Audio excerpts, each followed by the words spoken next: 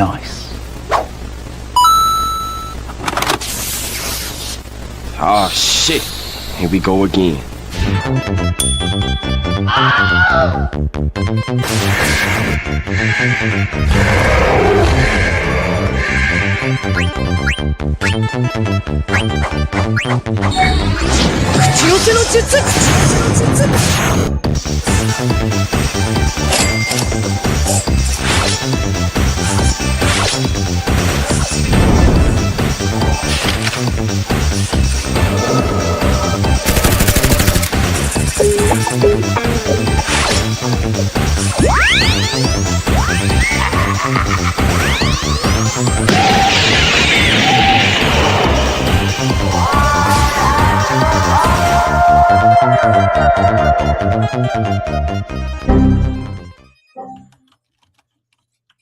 Hey, what is up, ladies and gentlemen? Welcome to the Timeless Gamer Show, where our games and our bodies may grow out of date, but our gaming experiences will forever remain timeless. Welcome. It's season 18, y'all. Hey, my God, oh my God, 18 seasons already. How the time flies. Oh my God. And the show is now streaming live on Facebook, YouTube, and Twitch. And for all of our old episodes, you can still check them out by going to the Timeless Gamers Show YouTube channel or by going to the official website, timelessgamers.com. And for all of to all of you guys who are just listening, hey, that's okay. Our show is still available on all of the podcast platforms out there. If you just want to listen to the audio versions, okay? And for all of you guys who want to send us a message, inquiries, questions, whatever, suggestions, hey, timelessgamers.show@gmail.com. That's timelessgamers.show@gmail.com. And our appreciation, of course, to Bitmap, Brooks, and StreamYard for allowing us to be one of their official affiliates. And previously on the Timeless Gamers Show, we ended our season watching this documentary. No, not a documentary, a movie review rather. The Borderlands movie review back in 2020. That was aired or shown back in 2022, I believe.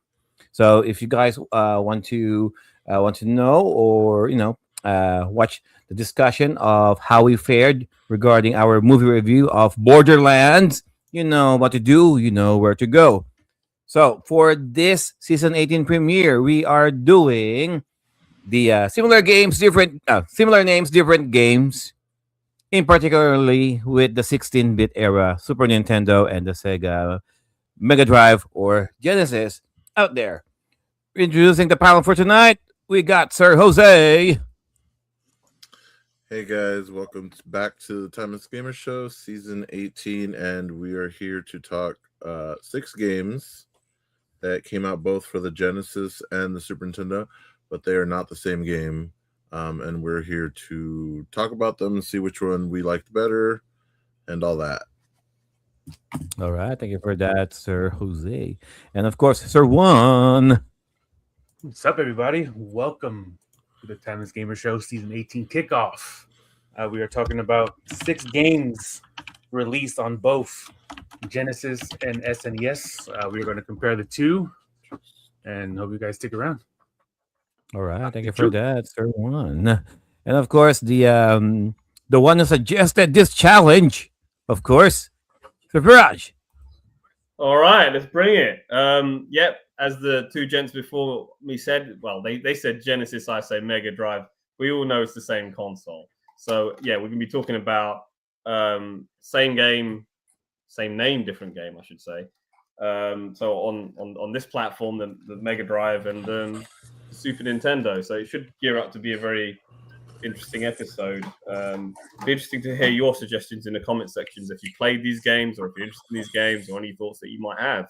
But this will be a very interesting episode because, well, it's fun. And that's really it. But yeah, right. So let's begin since I've sort of suggested this episode. I say sort of, I think it was me all along. Let's start with the first game in our lineup. And the first game is Alien 3. Now, I'm sure we've all seen the movie. I'm sure everyone was disappointed to some extent to how the film went, but that's another story altogether. I like the film. Alien 3 is a guilty pleasure for me. Okay, the more times I watch it, the more I enjoy it. It's the assembly cut, not the theatrical release.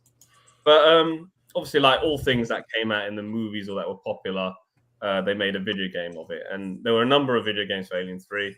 We're talking obviously about the specific Mega Drive release versus the Super Nintendo one. Now, we'll first talk about the Mega Drive version. That came out in 1992 by Probe Software. Interesting that the Super Nintendo was also developed by Probe Software as well. So same developer as well, but there were two succinct different games. So I set the gentleman in the panel and myself, I suppose, a challenge to play these games and have a thought in regards to what you thought of them.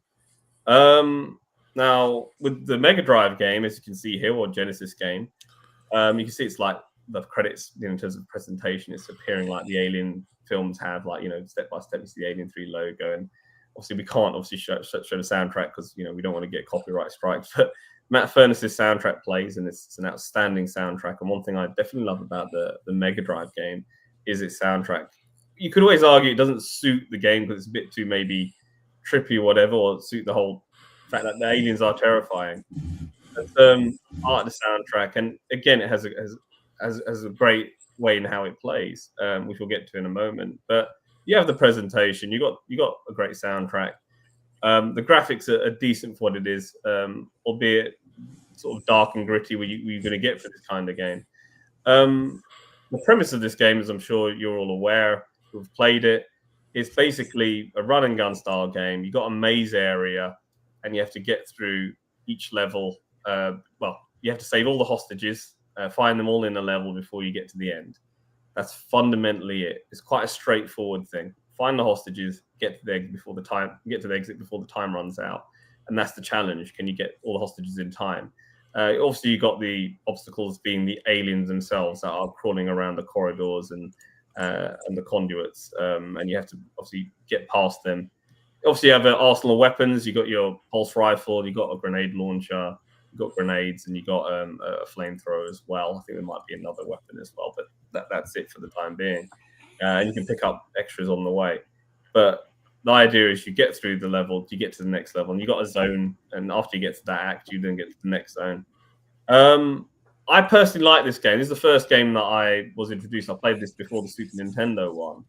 And I think it was a time, what I think is really special about the games that we're talking about, I think it's a time where you have, a different version on the platform that is going up against. I think there's something truly special about that. I don't think, obviously, that doesn't happen anymore. Obviously, if there's a game like Mortal Kombat 1, or that's actually a bad example, but if there's a specific game that's released, it's usually just a port onto another platform. So that's another thing. So, but again, this is a very, very special game for me since I played it, and it definitely is an adrenaline-fueled game. I like it a lot. I think it offers a lot to the player. It's just got a very hard difficulty in terms of getting to the exit as the game goes on, and you are going to die a lot. I found myself getting killed a lot and getting game over and have to start from the beginning and keep going again. But there's something about this game that makes me want to sort of keep going. So that's my thoughts in a nutshell about this game. What about you, Sir Jose? How did you get on with Alien 3? Check my notes. Dan, you written it there. Let me see the Genesis one. Okay, first of all, the music is amazing.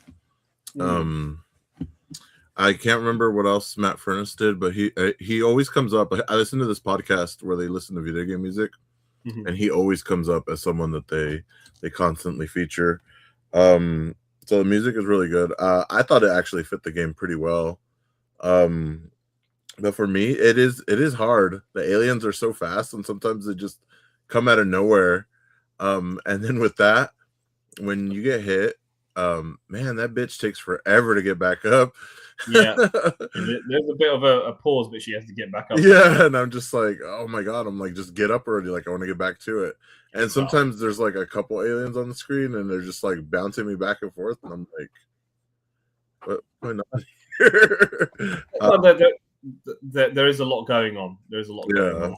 You have to keep going. You have to keep going. And it is, I think, the bit as a child playing this game, like you can rage quit really easy, you know, but you just have to keep going because, like, you know, you got to play the game. That's it. You got to get on with it. I haven't got much choice as a kid playing this, but just get on with it. But yes, it's annoying because like the aliens has come out of nowhere. They're fast in this game, as opposed to the Super Nintendo one, which we'll talk about in a moment. But so things you liked about this game, things you didn't like about this game.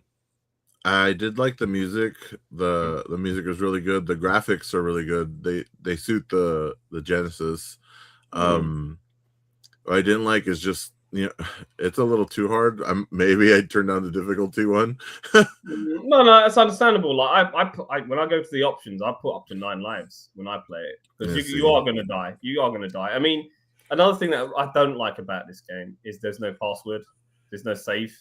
You have to play it in one run.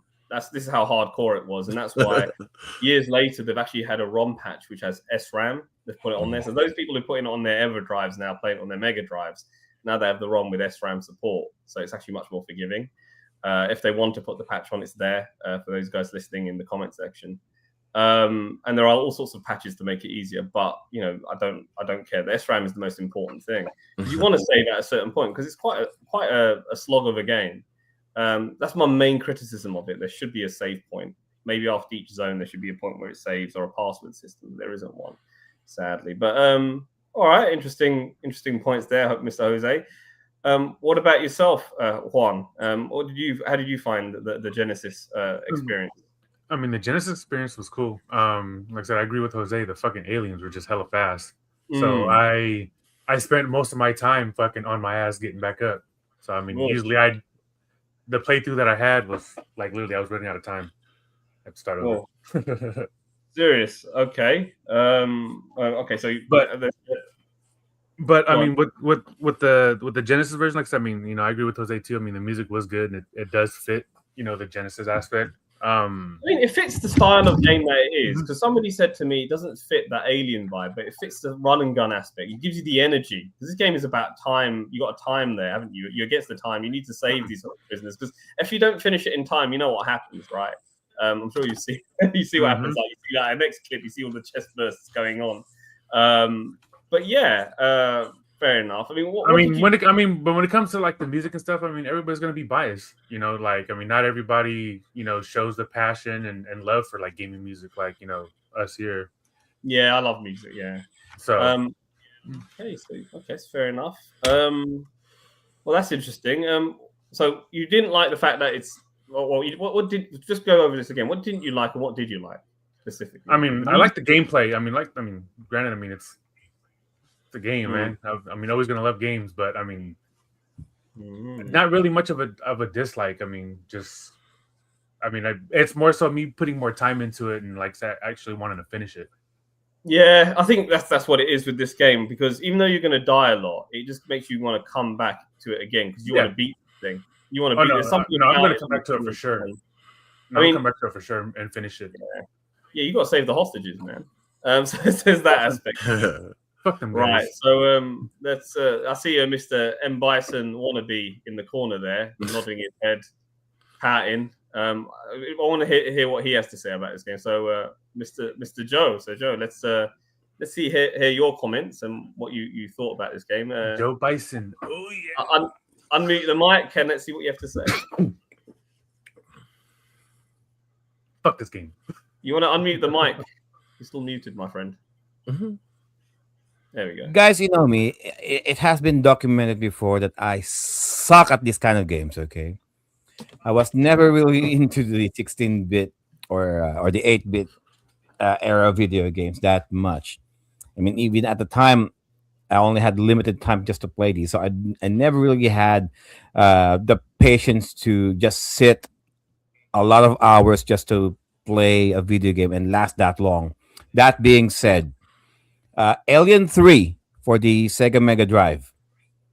I'll save my SNES comment for later, but First time I tried this one, it kind of reminded me of Castlevania slash Metroid kind of gameplay. Lots of Mm, backtracking.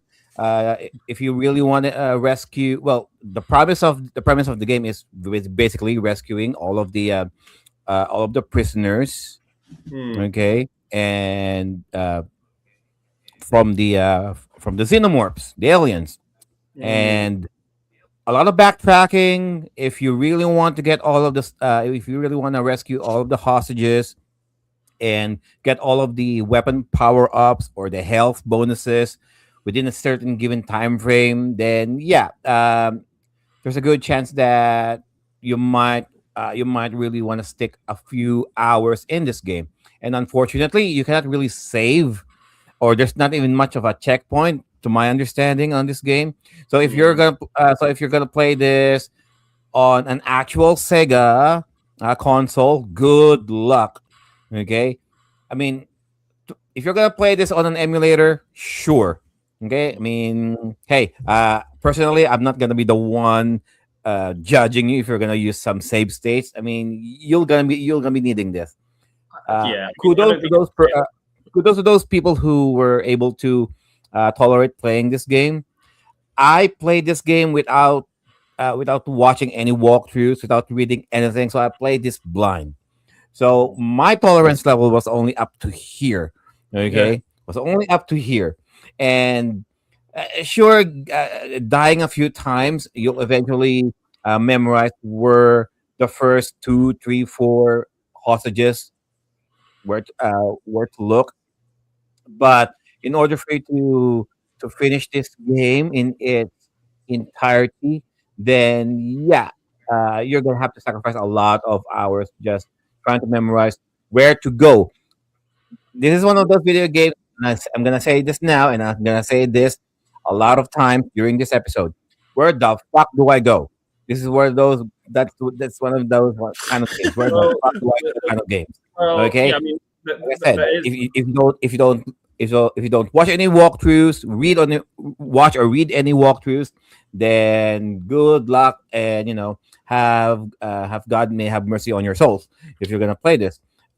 Music, of course, it has that generic that gen- I'm not gonna say generic, but it has that signature Mega Drive feel, especially with the aesthetics.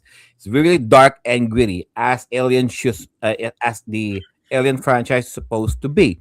And I haven't really watched the Alien franchise one, two, three, the movies, so I'm not really sure if all of the stuff that we're seeing right now in the gameplay is somewhat been translated from the movie, or at least some inspiration that came from Alien 3, the movie. Um, the gameplay itself, compared to the SNES one, here, if I'm assuming this is Ripley, Sigourney Weaver's character has gone bald, GI Jane kind of look. Mhm. Uh, whenever she goes through a like a compartment, or those what do you call those, uh those those vents, yeah, it kind of really reminds you of Metroid, really, because on the SNES one, it has none of that. It's just more platforming. We'll explain more that later when we showcase the SNES gameplay footage. But yeah, I think that's one of the a few of the key difference between the Mega Drive version versus the SNES version. And for what it's worth, I kind of like playing this kind Mm. of format compared to the Super Nintendo one. And that is Okay. saying a lot, because because between the two, I suck playing both games, but I was able to, despite the difficulty, I was able to progress more on the Mega Drive version because I kind of enjoyed it a little bit more. I tolerated it a little bit more, Mm. or I hated it the least compared to the Super Nintendo version. That's And interesting. Really interesting. and that is coming from me. Okay. That's big coming from you, because I would have thought that you might have got on more with the Super Nintendo version because it moves slower and it's more at your speed. No offense. No offense, because it gives you a bit more time to sort of respond to what's going on. Let's move over to a video of our Super Nintendo counterpart. And now this particular version, we talk about the Super Nintendo version game, was also developed by the same people, Probe Software. These are both games made in Britain, by the way. It's a British studio, and I looked into it. And apparently, Mirrorsoft had the rights, and that's Robert Maxwell's company. Ghislaine Maxwell's father, the notorious. Anyway, we don't need to go down the whole darker side of things, but that then got sold over to Acclaim Entertainment, and then we all know what happened after that. But Probe Software made this, and this one has, in terms of presentation, when it boots up, you have the music from the films. This is the thing, like it's got the alien music. You see an image of Ripley. You see the story being told from the film. So you got a lot better in terms of presentation and art style. You have that straight away. You got that polish from the SNES version, which I appreciate, to be honest. And in terms of the music, I know people say, well, it's more suited to the film. That's what they say. Whereas the Mega Drive one is its own thing. But then, I remember listening to these people arguing for the SNES's case, and they say, well, the SNES version is more truer. It's a more truer feel to the film. And I'm thinking, what do you mean? Like, both of them, Ripley has a gun. Ripley doesn't have a gun in the film. If there's no gun, there's no video game, right? So it obviously borrows assets from Aliens, with the type of weaponry she has. Now, with the Super Nintendo version of this game, it's similar in the sense that you got the run and gun aspect of it. However, it's not just about, yes, there are missions you have to take, about 7 of them, where you have to do certain things. So the first one is just like the Mega Drive game. You've got to save the hostages in one area. Okay, but you got no timer. You just have to go to a section and do it. And then you got another mission where you have to sort of there's a bunch of burst pipes, and you have to fix them in a certain alien-infested area, and so on. So once you go from one mission, you go to the next. And you do have a password system on here. So you have that. So you have, in terms of the graphics, it looks better because it's Super Nintendo. The colors are more similar to the actual feel of the movie. If you look at the background, you see that sepia tone the movie has. It's actually set on the actual prison, the prison planet Fury 141. So it's more true to the film, which is fair enough, true to the source material. But how is it as a game? How does it play? Now, when I played through this, I thought, okay, this is interesting. Like, her jump is a bit weird, and you have to get used to the controls. I find that to be weird as well. And because of the Super Nintendo's D-pad, it's just because Ripley can aim in diagonals and things like that, or you can crouch and shoot and things like that. I think there's too many frames of animation for you to do that. So even though it's a slower game, you also react slower as well. So if you want to get down and shoot a crawling face hugger coming at you, you better be quick at that as well. So there's something to be said about that. It's got, in terms of, on paper, if you just look at this game, it's supposed to be better than the Mega Drive one. It looks better, that's for sure. But one thing I've noticed is with this one is the challenge factor is quite easy in the sense that the aliens don't behave like aliens. They're not running to you. They actually walk at a very slow pace. And some of them, they walk like this one above your ceiling. It should have dropped down and got you in this clip that we just saw.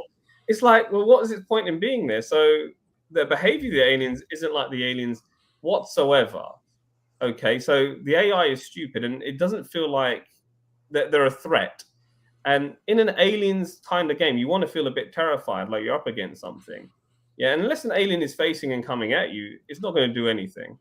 That alien that was just crawling down there, what I would like to have seen it follow you and climb up the ladder and come for you. So I wonder about that aspect of it. I don't think it's as difficult as the Mega Drive game. Not to say that the Mega Drive game is like that the aliens follow you, but on the platform you're at, they will come for you. They will come for you. They will want your blood. But this one, not so much.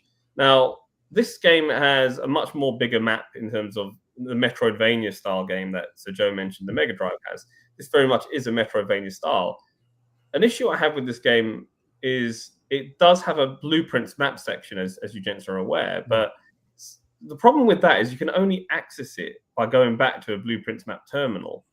And that's a pain for this game. That's what irritates me. If you're going to make a game like this, make the map accessible. Make us be able to get it. Or at least with the pause button, you can actually look at where you're going and where things are, rather than having to go all the way back at the terminal and wonder where it is you're meant to be. Also, I found that the blueprint map terminal, whatever it showed, the map wasn't as detailed as it should have been. It didn't show like where there's a barrier or a block or whatever, and you have to end up backtracking. So that was a bit frustrating too, in terms of the lack of detail in the blueprint map itself, or it was hard for me to see. So this is one of those weird games where, on paper, everyone says that this is, well, everyone I know of, but when you read about it, people typically talk about this being the better game. On paper, if you're looking at a box ticking exercise, does it have better graphics? Does it have better sound? Does it have better presentation? Yeah, okay, in theory, yeah, but the gameplay, the details are in the gameplay, and sadly, you can't see this, and it comes under a list of Super Nintendo games that people think is better than the Mega Drive version because of how it looks. But I mean, it's a very subjective thing, which is why all of us are doing this. But for me, I prefer the Mega Drive game. That's my view on this. This is not a bad game, but it does have its flaws, which do frustrate you. And for me, it's the difficulty incline of how the aliens behave, the way the controllers are, and how you have to go back to the blueprints on the thing if you want to see where you are. And that you feel like, why am I wasting my time here? You feel like this is just a chore. This is a fetch quest. Why am I doing this? So sometimes I feel like it just takes up time where you could be doing something better. That's my thoughts on it. What do you think, Jose? What are your thoughts on the game? So, the Super Nintendo game, again, the music is really good. What I didn't, let's see, what was it? What did I write? Okay. The sprites for the aliens, like the detail, I like that. They look really good. But in this version, between the two, I'm not a fan of the Ripley sprite for some reason. Like, this one I don't like. I think the Mega Drive one looks better. He looks like a dude. Yeah, kinda. I mean, I know But she's both of them, bald, but still. Yeah, it's G.I. Joe. The other one is G.I. Jane. Oh, okay. But like this one, it's again like the other one. Like, I'm not really sure where to go, and then having to deal with the blueprints and the computer and all that is so annoying. Yes. There's like as a kid, there was no way you were gonna remember which way you had to go. And like you said, like if you could just pause it and the map came up, and then you'd be like, okay, I'm right here. I gotta go there. It'd be nice, right? But no, you have to literally like, oh shit, I forgot. Gotta fucking make my way back. Go back to the thing, and it's when you click on that damn computer, it's like a real computer where it fucking takes a while to load. It's very annoying. Yes. Damn Windows 95. Even when you're like exiting out of it, it's like, oh, it like takes like a second or two, and then you're just like, yeah, like the old PCs where you had to shut down, and then you had to wait for that screen where it said, okay, now you can switch it off. Yeah, right here. This blue screen of death. This is literally a blue screen of death. Oh my god. Fair enough. What about you, Juan? What did you think about the Super Nintendo game? Did you at least enjoy it to some extent? No, or? I mean I did. I mean a big difference from the Mega Drive version. Agree. Like I said, music was good. I mean, the maps were, like I said, a pain in the ass. I wish too that you can just press pause and something pops up. So I got lost a lot, and then I got fucking frustrated. I'm like, you know what? I need to move on to the next. Yeah, I know. I can understand. You like, you know what? Like, I saved after I think on the second missions, and I thought, okay, I've done that bit. What next? And then, do I really want to do this? Etc. etc. So it's like, do you have the strength to move? Like, you need the password system in there. The fact that it has a password is a saving grace, because like you need that if you want to return to the game. Because like, I don't want to return to this game straight away after I play it. I think, okay, I've done this part, and it just feels like a really long slog. It feels like a chore playing this, so I don't enjoy it as much. This is actually in what I spoke to Sir Dan, who's actually on this not on this podcast live now because of certain health reasons, but he had a quote for me, and he says, quote me on this one, mate. Alien 3 on Sega is so superior to the SNES version, it's not true. Or, well, he said the SNES version being superior is not true. He goes, the SNES version is dull, the alien's barely a threat, and the level structure is boring. The Sega version is much more tense, it's tightly woven, and far more challenging and exciting. And that was his sort of like, his take on the Sega version over the SNES game. And I can't help but say, yeah, I agree with you. I mean, there are bits of the SNES games which do bore me. I think that, okay, this is just a copy and paste job with the level design, or where are we going with this? That's how I kind of feel. I mean, when it comes to presentation wise, like I mean, I like the SNES version better, just Yes. graphically. Now, if you were to take SNES and Mega Drive and just bam, take the graphics for this one and then put like the alien AI, what I'm saying, in this Yeah. game, dude, it'd be fucking dope as fuck. It's funny because they have the best of both worlds. It's the same developer, but they made a different style of game to that one, and they could have combined both teams to make a really good Alien game. That's really interesting, isn't it? How they made it different, and they weren't quite like it's like that Team A went on Team B, and Team A and Team B could have sort of put their heads together and made something better, and they could have made it multi-platform. But part of me thinks it's really nice to see a different version and enjoy the different versions that they came out with. So the variety I find interesting, but. Fair enough. Interesting take, Juan. What about yourself, Sir Joe? Any final sort of any thoughts on the Super Nintendo version? You said you leave this Right. part.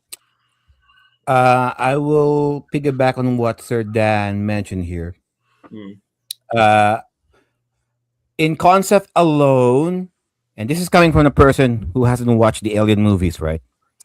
Aliens to me is like Die Hard in space.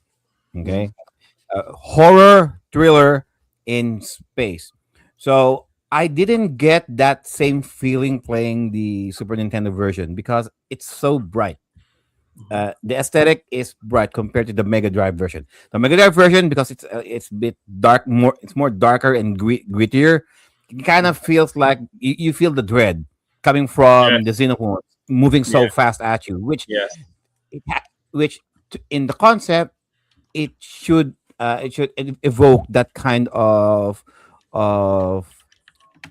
fear to the player, right? It's like Yeah. watching it's like not necessarily comparison to the movie, but you can feel the excitement and the dread that, oh shit, someone's coming at me really really fast. Compared to the Super Nintendo version, everything's so bright. You can actually see the xenomorphs and the face huggers approaching you. Yeah, I mean, you can appreciate that because you can easily destroy them, shoot them. And the only time when I can remember when it gets really dark, when Ripley, quote unquote, gets inside a compartment or a air vent, it has that circular that what's the word I'm looking for? That biface kind of view, like the middle is the one that's illuminated, but the outer circle is quite dark. So you don't really see your the peripheral vision left and right if something is approaching you. That's the only time that's the only time that you feel that excitement. But other than that, whenever she's out of there, looking for the hostages, uh looking for the I'm guessing what were those, like bombs, is it, or something that she needs to disable? Yeah. Yeah, like I mentioned earlier, still lots of backtracking, even more so with this, Yes. because you're tasked with your task, you're being tasked with a little bit more to do compared to the Mega Drive version. Yes. Um, Although maybe the only probable thing that I can think of that I kind of remotely like about this game would be Ripley's ability to shoot eight directions. One, Yes. You two, got three, more. four, five, more six, seven, eight. yes. Yeah, You yeah. got different directions you can shoot in. Mm. Yes. There is something to be said Aside about from aside from that, I would still prefer the Mega Drive version in terms of overall presentation and the fear factor of it, if that makes sense. I mean, those level cards with the alien drooling at you, that in itself is scary. I found Yeah, that terrifying. and one thing, at least, okay. The second thing, the probable thing, at least the Alien 3 on the SNES has like an opening presentation. Oh, Yeah. cool. Oh, thank you for the spoilers. Hicks and Bishop are dead. Yeah. You've not seen What the any hell? 3 yet? Well, you've not seen any 3? No, Where have no. you been? How do you live? No. Okay. I told you guys I haven't seen any of the movies. Okay, but I know the characters. But I keep hearing the characters. Right, so Bishop you and need to Hicks. watch the movies. And The fact that you haven't seen the alien yeah, films is yeah, something. because I heard a lot of Alien movie reviews over the years. not actually watching the movie. I kind Right, of so understood the premise of it and and who were the okay, characters just by okay. listening to those movie reviews. And then when I saw the opening sequence of this game, spoiler alert again, Okay. Bishop dead, Hicks dead. What the fuck? Well, not Bishop isn't dead. He's just not opera. You'll see if you watch the film. Like, just watch the movies, man. Goodness me, I'm outraged that you've not watched the movies. All Forget the right, video okay, games. maybe I will Watch them. eventually. Have an Alien marathon and watch it. All right. Okay, Anyway, well, how about we do an alien movie review? Bam, there you go. well, And then We're talk gonna about we're gonna do our own Alien movie review. hell yeah, why not? If Sir Anyway, Joel is if Sir Joel is willing, sure. let's have a look at the I will ask Sir Joel if he wants to. let's have a look at the competition. So we've got a guy called Two-Headed Thingies, 5000. He's mentioned always preferred the Master System version of Alien 3. Still do now, just the way the aliens explode into luminous globules rather than the screen splatter. So interesting take, because I was actually introduced to the Master System version because my cousin had this game first. I only played the Master System version, then the Mega Drive. So actually the first game version of this was the Master System. And I have to say that it's one of those weird Master System games that plays better than the Mega Drive one. And the same could sort of be said about Sonic 1 on the Master System. I don't know, it's just the way that the game plays. I kind of prefer it to the Mega Drive version. Master System version is fundamentally the same game as the Mega Drive in how it is, just 8 bits. So that's definitely worth checking out if you want to, if you want to go One on a more little thing. bit. And on the SNES version, Ripley's running stride. You think that the way she's running, she should be moving fast, but Yeah, she's no. slow. Yeah, she's slow. I mean, her running stride is so big, Yeah. but the distance that she's going is quite It's not slow. propelling her. for It's not music. doing much. It's just like she's skipping, but she's like not moving as fast. Right. As no, I know what you mean. It's like, hurry up. You know, What are you know what I mean? Like, look at the footage, right? So look, Like, overall, she looks like she's running a marathon, but the camera scroll is so slow. right, so That's why I overall, prefer the Mega Drive version. It feels Right, like so- she's actually running for her life. let's wrap this one up. So overall, I think it's a 4 out of 4. We all prefer the Mega Drive version. Am I right in that consensus? Yeah, Mega Drive. Mega one? Yeah, Drive. Mega Drive. Yeah. Mega Okay, Drive wins on this One's one. for nodding. me. Yeah. All right. PlayStation 2. let's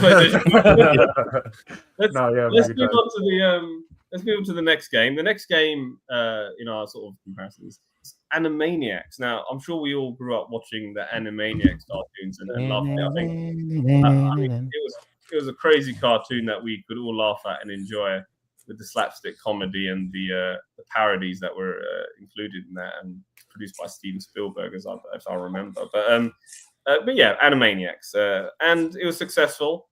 And there were there were a number of video games that have actually gone on. There's an Animaniacs game on the Game Boy Advance, would you believe it? But it was that successful in IP, they continued making games for it. But we're talking about like the main ones of that era, and that's the Sega Mega Drive and the Super Nintendo or Sega Genesis Super Nintendo version.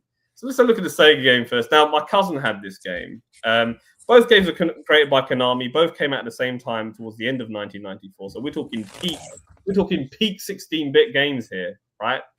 So there you go. Now, here's the Mega Drive game. And the story is basically these three are on some quest to get like movie memorabilia, and they want to open up their own little shop. It's a simple thing. Meanwhile, the Pinky and the Brain, they're trying to take over the world, as they usually are, and they've got their own little ploy in regards to this. But yeah, you're presented with a story with the Mega Drive games. As soon as you go on, as you see the animations, they look exactly like the cartoons that you see in the Warner Brother cartoons that you can enjoy. So you have that. Now, you start off with an introduction stage to sort of gauge the characters. So the game doesn't throw you into the deep end straight away. Now, how the Mega Drive game works is you have Yakko, Wakko, and Dot, and you have the ability to change the characters. And they all three of them walk together, and they all have different attacks. So, Yakko's attack is a table tennis, like a little, I don't know what paddle it's ball. called. Paddle ball It's thing. paddle ball. Yeah. It's a paddle ball attack, so you can attack people. Wakko has a mallet where you can smash into items, and Dot can sort of blow a kiss heart to someone and make them infatuated and freeze them. So you can use these three attacks in the same way you do with Lost Vikings. Each Viking's has its own power, and it's interesting. You go from one character to another just to get past the puzzles on the way of this puzzle platform that you go through. But it's quite a fast-paced game for what it is. Here they come, jumping out the tower, heading down, and they're jumping on the. Obviously, you'll see the characters from the Animaniac cartoon as well, so plenty of appearances there. And you get on with the game, and of course, Yaka can move the boxes as well. So you just control and you go through it and you see. So obviously, once you get past the main interest stage, you go to different studios in the Warner Brothers lot, and they're all parodies of like movies that have come before. So you got like a Star Wars space section. You got like a Indiana Jones sort of adventure style section, and whatever, and you have to get through it. And again, this game has a nice password system, so no pulling your hair out, and you get to choose the levels you want to go to. You don't have to go from level 1, 2, 3, or 4, whatever. You can pick and choose, very much like the Super Nintendo game. I like this game. I love the music to this game. Both the Super Nintendo and Mega Drive have very, very good soundtrack. Different soundtrack, but very good. I prefer the music of the Mega Drive. I just think the sounds and the way that the compositions are made are better, personally. And it's definitely a game worth playing for any young person, because not only is it just your generic platformer, it teaches you how to solve a problem. Okay, we have to change to Wacko to whack the mallet, and then we have to go there. Okay, we have to put these boxes in this order, etc., to get over this obstacle. So yeah, you have that, and you also have like very dynamic boss battles. This is actually a fast-moving game, even though you have to sort of think on your feet. So obviously, there's a cannon there, and it needs a bit of tinness. Cannons to the left of them. So there we go, and then there we go. And there we go. So there we go. So that's basically it. So the game has all these sorts of extras in there. But yeah, I love it. I love this game. I remember my cousin had it. It was one of the last games he bought on the Mega Drive, and I thoroughly enjoyed it personally. What are your thoughts on this game, Jose? What do you think about the Mega Drive Animaniacs game? Okay, so the game, it's fun, it's colorful. Mhm. I did find it annoying having to switch between the characters. And I thought the music was just okay. Okay. But I'd probably go back to it. Okay, fair enough. So that's a bit you found annoying. What did you find pleasing about this game? What did you like about the game?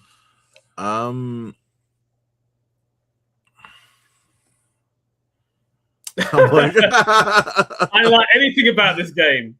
It just annoyed me. I mean, like, I like the characters. Like, I like the cartoon growing up, so it was nice to see. He's got the characters tattooed on his back. See, Yeah. I never played any of these growing up, so Yeah. it was fun to see them in a different medium. Fair enough. All right. I need more time with it. It's fair enough. What about you, Juan? What were your thoughts on this, the Sega Genesis, the Mega Drive Animaniacs? I mean, for what I played, I mean, it was good. Like, I liked it and enjoyed it. I still, like, I mean, Jose said, I need to put more time into it, to actually, like, play it and, and finish it. I mean, I like the, the dynamics to where it's, I mean, granted, I mean, each one has its own, unique, thing to do on a level. But Okay. I mean, overall, I mean, it was cool. Like I said, I just want more time with it to play it. Okay. I mean, I remember this part right here reminded me of, like playing Shinobi. Yeah, there's a waterfall level on the second level. Yeah, I remember that. So yes, there's going to be similarities from one Mega Drive game to another. Like this bit here reminds me of Rocket Knight Adventures, because there's a minecart level in Rocket Knight Adventures, which is another Konami game. But anyway, whatever. Okay, need more time with it, but you enjoyed that. But you enjoyed so it far, too. I mean, I enjoyed it. I thought it was really good. But like I said, yeah, more time for sure. What about you, Sergio? You're looking at it quizzically. What do you think? What are your thoughts? I was originally I was about to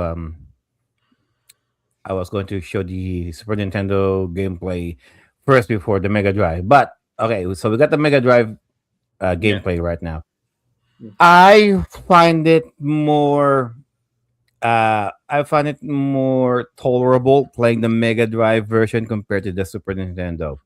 Okay. I mean, both games will require you to switch between the three characters, between between Yakko, Wacko, and Dot.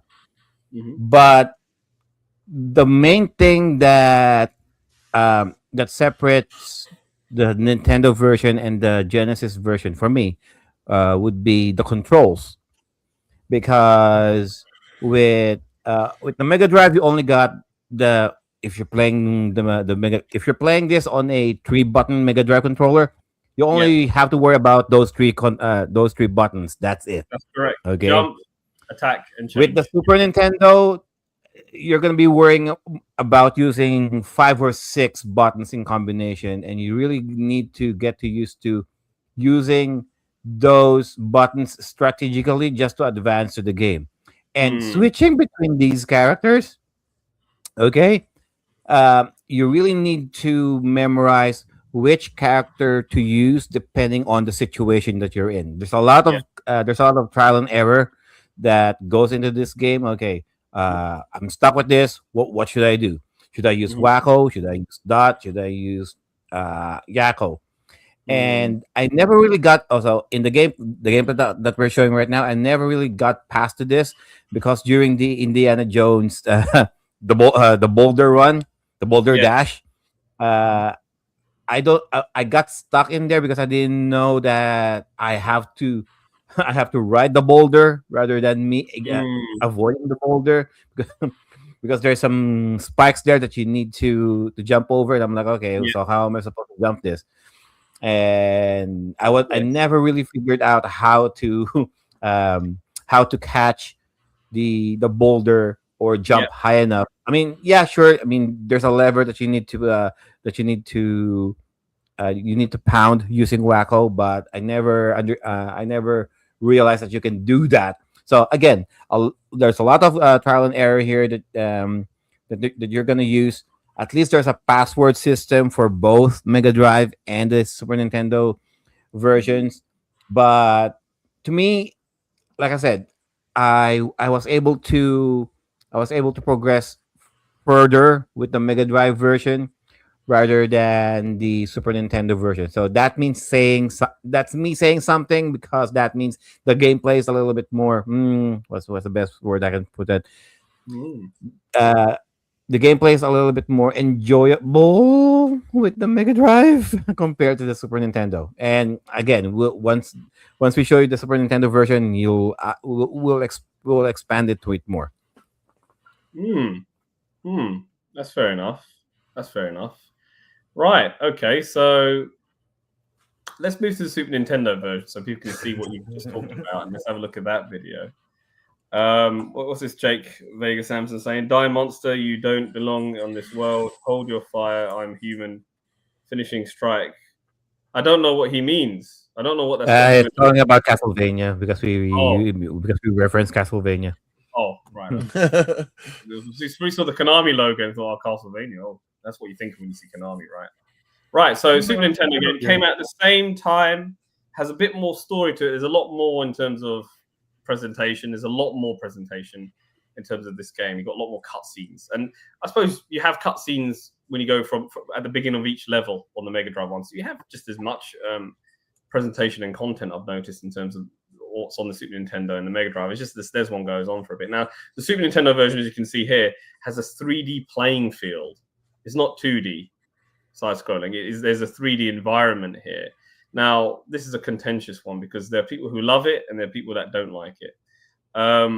I'm one of those people who don't like it, and the reason why is when you're at the platforming section, it's like, am I at the front part is the platform on that side or that side? It's hard to make out, and it just makes it a bit of a haphazard thing, controlling the characters around there. Another thing that I find really strange is you have 3 characters you can control, but none of them have any exclusive powers. They all just have a run, and that's basically it. I mean, I don't know. It's one of those weird things where I'm thinking, well, at least make the character have a unique ability. But then I'm spoiled by the Mega Drive version when I compare to the I SNES know one. when it had to break the crates. Like I'm like, Yes, okay, you have to where's run the into hammer? them. Where's the Yeah. hammer? Even as a hammer, I had to run through them. I thought, what is this nonsense, you know?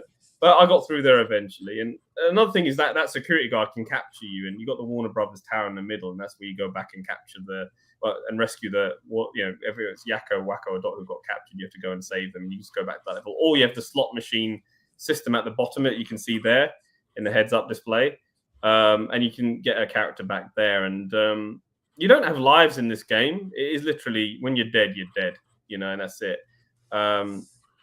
Basically, the lives are the Warner Brothers themselves. It's all three of those characters, and when they're all gone, that's the end of it. So I suppose that's their way of saying, "Well, there's your three lives, there's your Warner Brothers, and that's it." One thing I think is interesting about this is you have a lot more varied style of gameplay. So here you got like they're flying on witches' broomsticks and they're sort of flying over certain areas. So you have much more varied side-scrolling sections than the Mega Drive version. So that's a point to the Super Nintendo that the Mega Drive game does not have. But that being said, I do find the 3D sections to be a bit haphazard, which is why I prefer the Mega Drive game personally. I also find the Super Nintendo game to be a bit much more difficult and much more harder because of that. But I think if I play the Super Nintendo one a lot more, maybe my opinion might change, but I don't think it will. But I do prefer the Mega Drive version. In terms of the music, again, as I mentioned earlier, great soundtrack. I just prefer the Mega Drive sounds, but obviously Jose probably has a different opinion to me. But they're both very good soundtracks in my view. But yeah, both very good games. I just have much more of a preference for the Mega Drive one, just because you have I just like the style of the fact that you have each of the Warner Brothers, each of the Animaniacs has their own abilities, and that comes into form when playing through a level. And also I like the fact that when I'm platforming, I don't have to worry about, not being on the right section of the 3D plane to make that jump. So that's basically all I will say about it. But this is my point of view. Jose, your thoughts on the Super Nintendo game? Like the Genesis one, the game's super colorful. I like that. I think it looks better here than on the Genesis version. Okay. I feel like the controls are better here too. The music is better. I think this game overall is better on the Super Nintendo. Okay.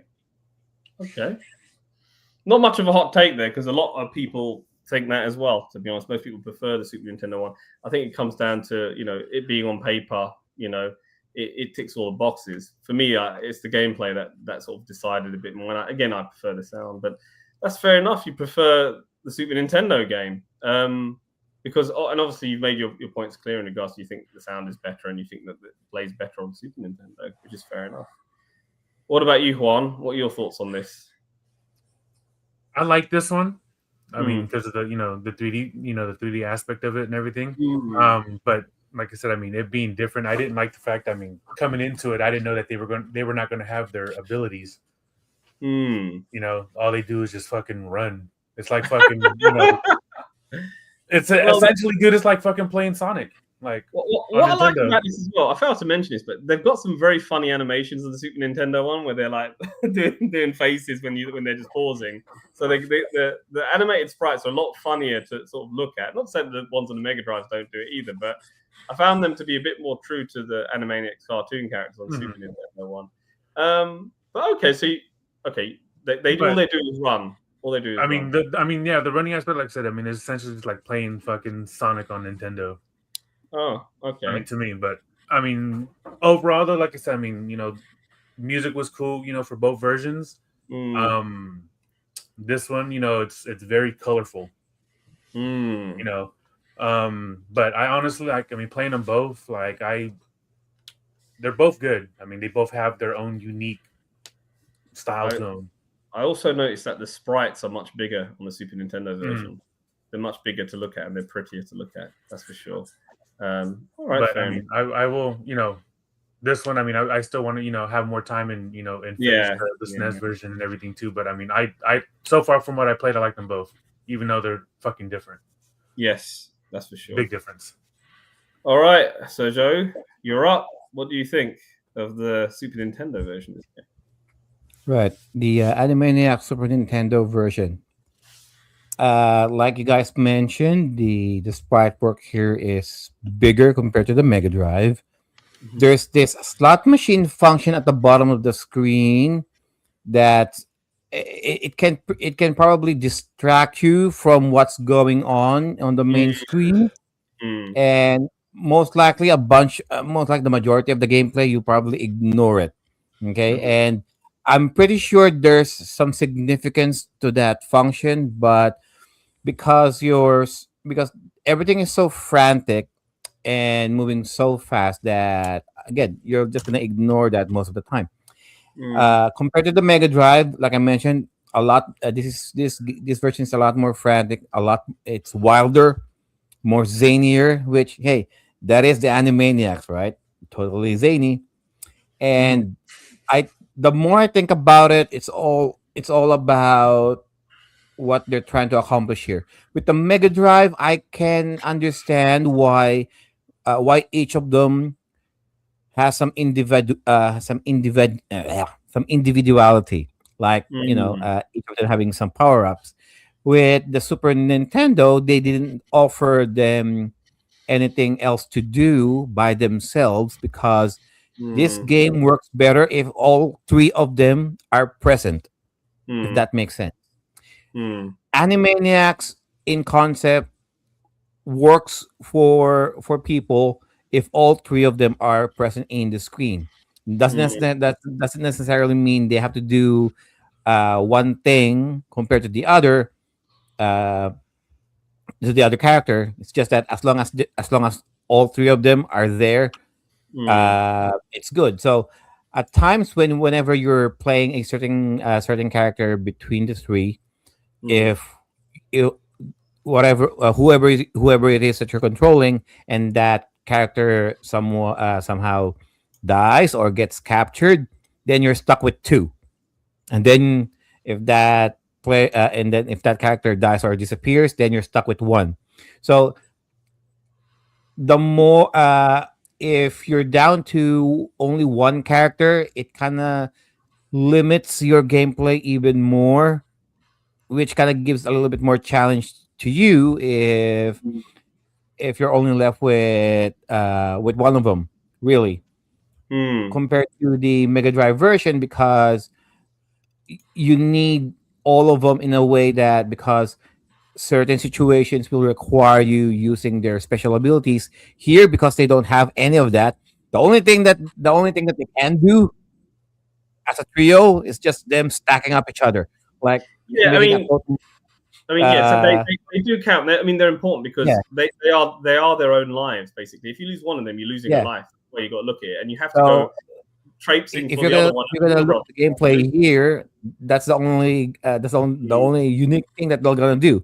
They're gonna stack up to each other so they can jump higher. I mean, but that's it, really. Uh, But that, like I said, I mean, that's what poses the challenge is the fact, I mean, like Raj said earlier, it's like, it's a 3 life system. You know what I'm saying? You it's a lose three one, life. you lose a life. I mean, Mhm. that's what makes it challenging because it's like, I, fuck, you're screwed. I find that an annoying chore because once you've lost it, you got past it. You got to go to the Warner Brothers tower to rescue them again. I just find that a bit tedious and annoying to backtrack and do that. I think, come on, man, really? Like, is that necessary? There's something to be said about that. Mr. Business Cat is from a Discord group. I want to say hello back to you. Happy Pi Day. Is it Pi Day today?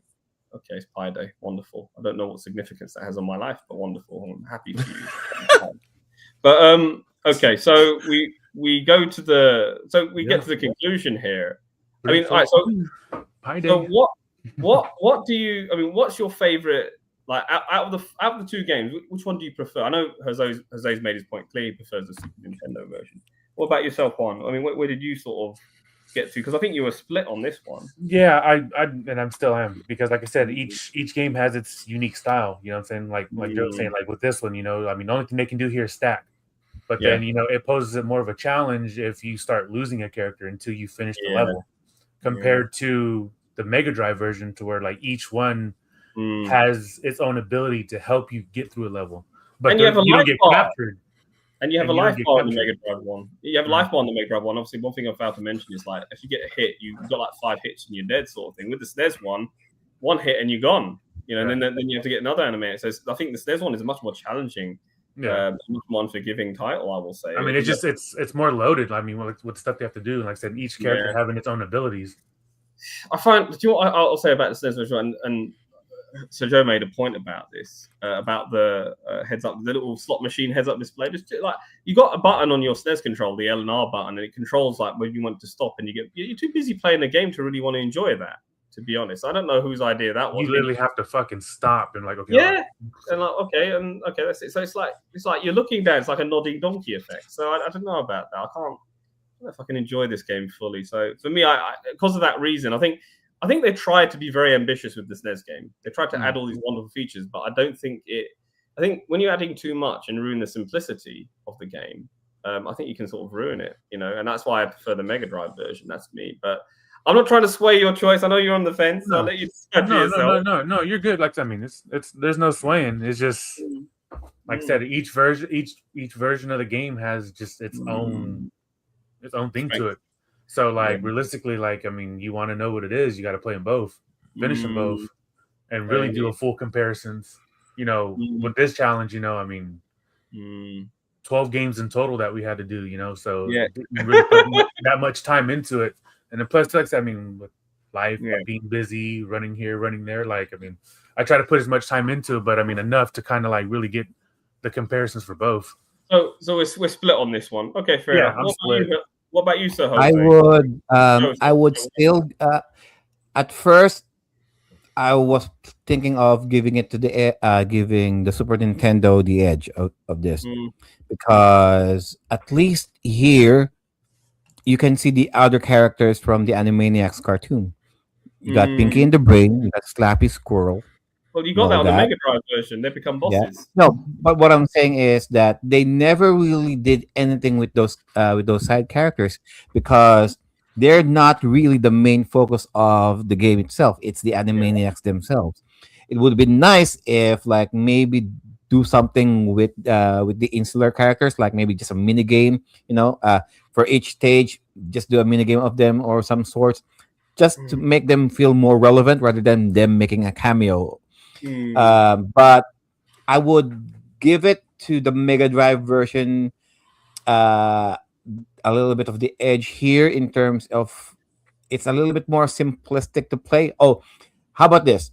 If you're gonna play Animaniacs, play the Mega Drive version. Maybe it's a little bit easier, and then if you're able to enjoy that, then try the SNES version next. Yes. The SNES version is a little bit more challenging, in a way, in terms of gameplay mechanics. But if you want something a little bit more simplistic, try the Mega Drive version first. Okay, so we got 2 to Mega Drive, 1 to Super Nintendo, and we got 1 split vote. Okay, so that's Animaniacs. Let's move on to the third game. Now, this is one that I think you were, out of all the lists, you'd like, Sir Joe, because I know you're into the action RPG. What's the business cat saying? Never played either version, but given there's 3 different characters on screen at all times, seems like this would be playing more like Lost Vikings in the world of Illusion. This is playing like. So he's obviously talking about the Animaniacs game we just mentioned. And give him a go, business cat. I think the Animaniacs game on the Mega Drive is definitely one you should start with first. The SNES one's a bit more difficult, but it doesn't matter which way you want to play them, but they're definitely worth trying out. But yeah, the Mega Drive one is very much Lost Viking style in terms of like the Animaniacs having different abilities. Anyway, next game, as I mentioned, we're talking about Shadowrun. So Shadowrun was a tabletop RPG from 1989. Became very popular in the same vein as Dungeons and Dragons. It had its own little books and comics or whatever. And we have the video games. I think the first one we got was the Super Nintendo game in 1993, and then the Mega Drive came out in 1994. Now, this is different. This is interesting because they're 2 separate developers. You had Beam Software, who did the Super Nintendo version, and you had Blue Sky Software under Sega, who did the Sega Mega Drive version. Okay, so first we'll start with the Super Nintendo game, which, as I mentioned, came out in 93. Now, as you can see, when you start off, like, you don't see it, but you can pick like a character you want to play as. I think, I can't remember now, but you start off as a lead, and it's a point and click style RPG. So you go and you pick up items, and you wonder what you're doing in this cryo tube or whatever it was that you were in. You're in a morgue, and you go out there, and the adventure begins.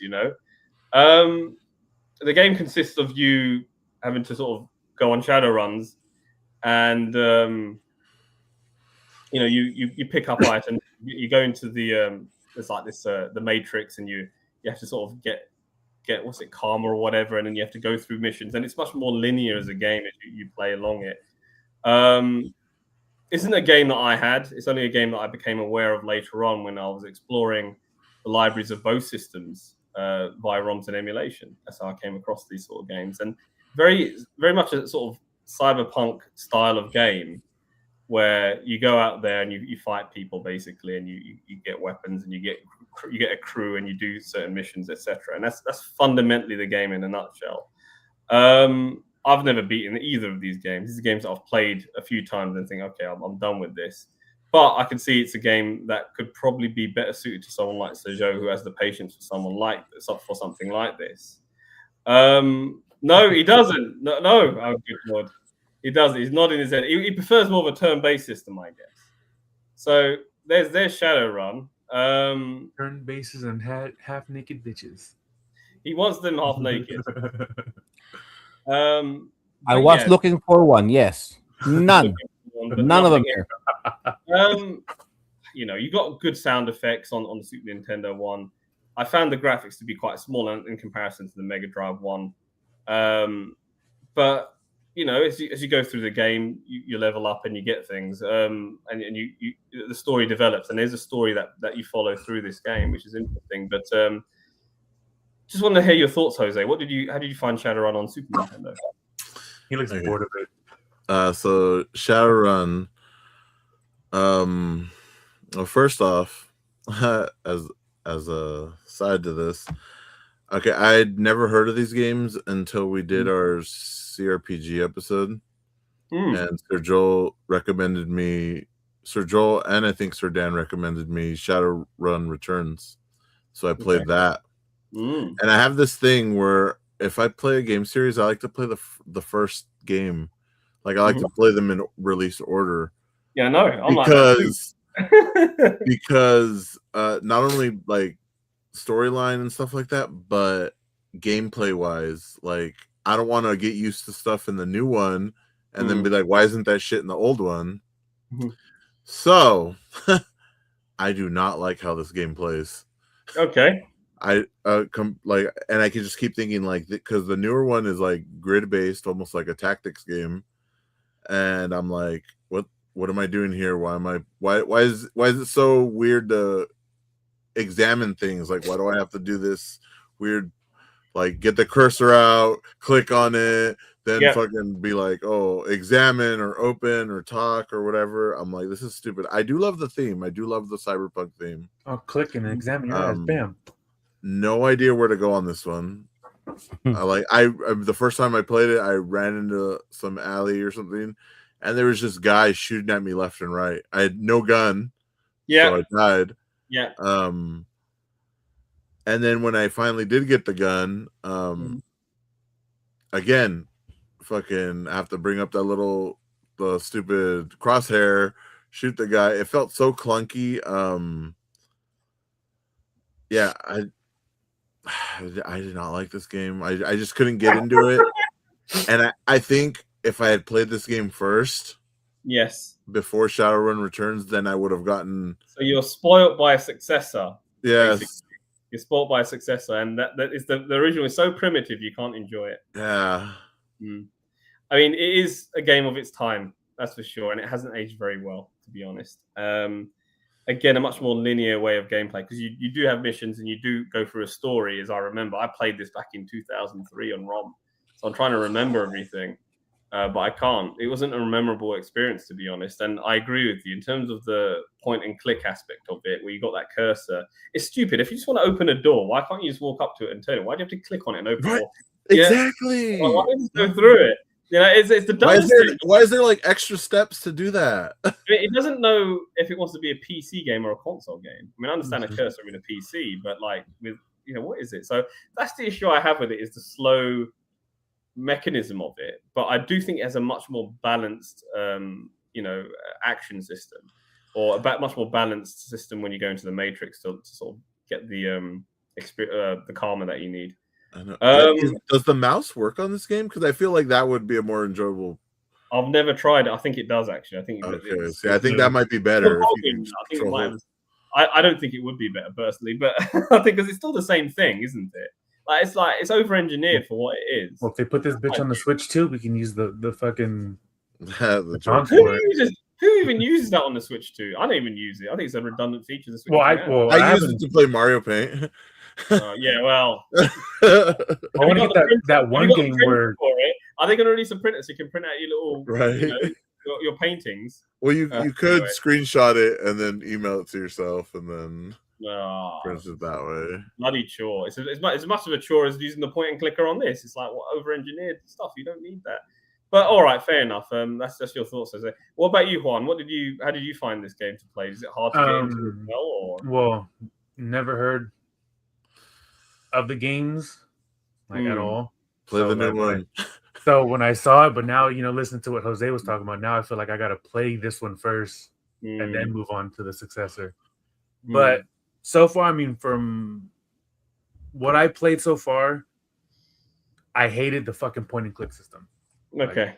I mean, honestly, this game should be fucking more of a PC game than anything. It's my thought. But when it came to like the presentation of it, the presentation was good. Like I like the presentation. I mean, the fact that you can, when you go in places, and talk to people, I'm saying you can interact and see what's going on. Yeah. My other comments for the Megadrive version, but I mean, not much to really say on it. I mean, it was just a pain in the ass for the point and click aspect. All right, so we got pain in the ass. What about the music of this game? The music, I mean, yeah, I really wasn't paying attention to the music because I was like half asleep when I'm trying to play and get my notes. But I mean, I'll have to give the soundtrack a listen. Okay, and see what it's like. Fair enough. No, the music on the Genesis is better. Oh god, there we go. Skip into it already. Just knowing when I was playing though, I mean, it did give me like a big ass fucking cyberpunk vibe. Fair enough. So all right, the new one. Let's move on to what Sir Joe has to say about. Character actually makes a cameo in the new one. What do you have to say, Sir Joe? What's your thoughts on this Super Nintendo Shadowrun? Super Nintendo Shadowrun. Opening sequence, they didn't really mention where you are, but I said, is this Seattle? Because I can see the Space Needle Observatory Tower. And I'm like, okay, post-apocalyptic Seattle here. Sure. And then amnesiac character. Who am I? Where am I? Sure. And then when you start playing the character, oh my god, it's a clicker. It's a point and clicker game. I'm like this, like what they mentioned earlier. This would have been better if it just stuck on a PC platform rather than a doing it on a console platform. And I'm like, I mean, I can understand the hustle why they want to do it like this. Maybe they're trying to be a little bit different from other games out there. But I think it's. I'm beginning to think that if you bought the game, most likely it came with a manual. Yep. And if you read that manual, chances are you might have a better understanding of this game rather than us playing it blind. Shadowrun is a D&D kind of like format because it's a tabletop RPG, and it's nice to have the manual so you can actually read and understand. Because again, this is one of those games, like I mentioned earlier, where the fuck do I go? What the fuck do I do? Kind of games. I would have thought you'd be an experience with all the RPGs you played. I thought this would be a problem for you. You're a veteran in the RPG genre. It should have been. It should have been. Why been. you wear the hat? No, it should have been. Because the first time when the character woke up from the morgue, I tried examining the buttons first, which button does what, and then this game is very non-linear to my understanding, because whenever you talk to someone, they will try to prompt you in some sort of a quest kind of thing, but by the time you move out of the building, like Sir Jose was mentioned, people keep shooting at you, and because you don't know what you're supposed to do, you'll end up exploring all of the doors, all of the entrances, all of the buildings, and chances are those people Shadowrun here in concept, there are mercenaries, to my understanding. Mm, So these people are all bad. Are all bad hombres. Gonna shoot at you, shoot to kill. The moment you step inside their building, and you don't mm, have a gun. In mm, some games, the gun will be available to you, like maybe a few seconds in the game. You'll just find the gun lying somewhere. But mm. the gun is very important.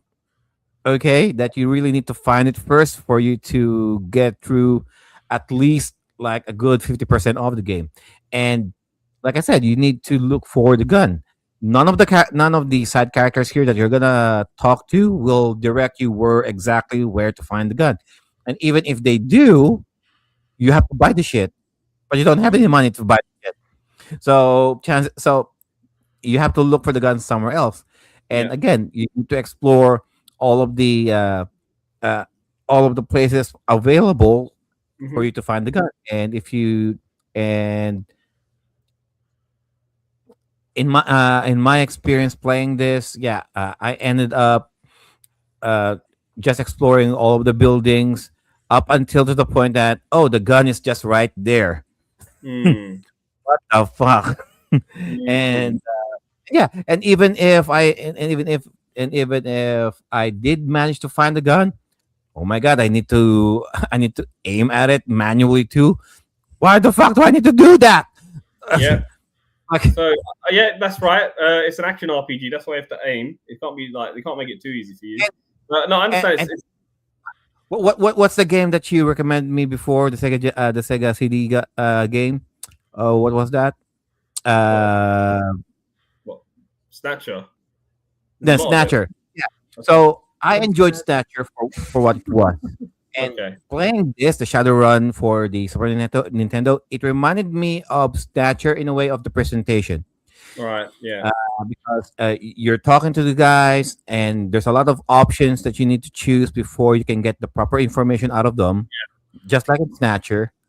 And uh, it's very presentation wise, it's very noir, Yeah. a police noir kind of gameplay. We use a So cyberpunk setting, so yeah, it will be noir. Yeah.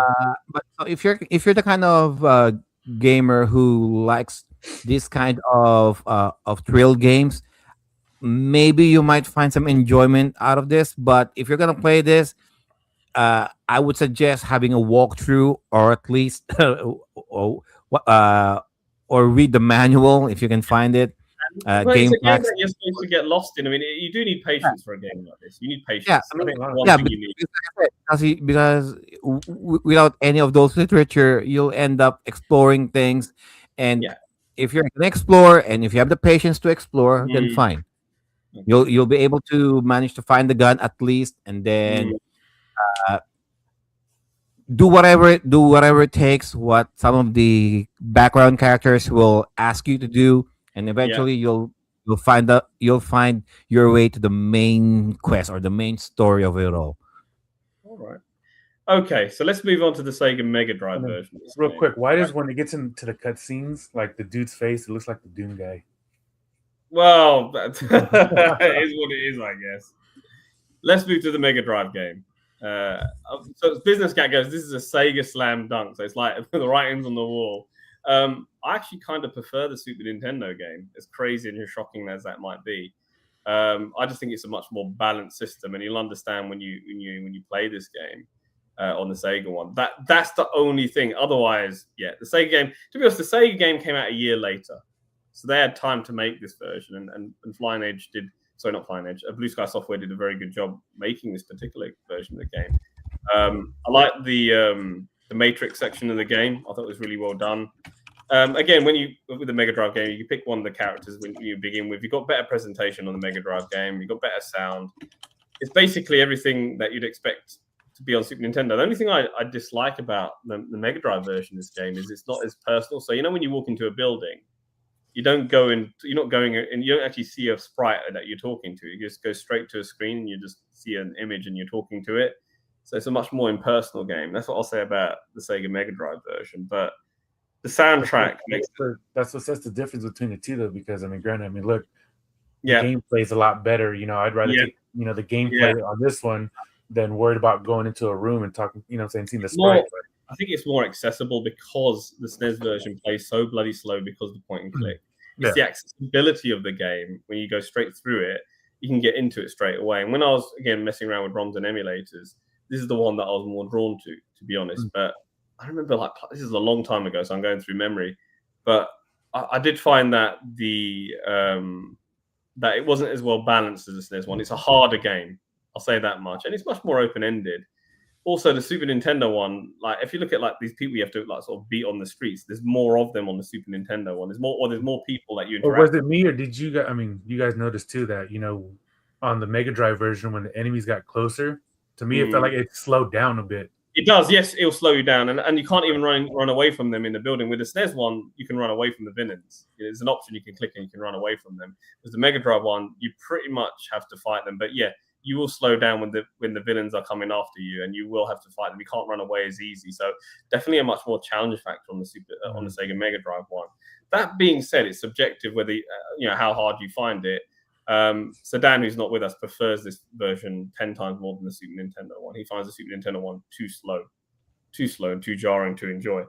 So there is that aspect of it. And because it has a much more open world setting, whereas the Super Nintendo one will take you for a linear storyline. That's the difference. That's the biggest difference between the two. But yeah, the sound is much more superior. You can clearly see the graphics are better.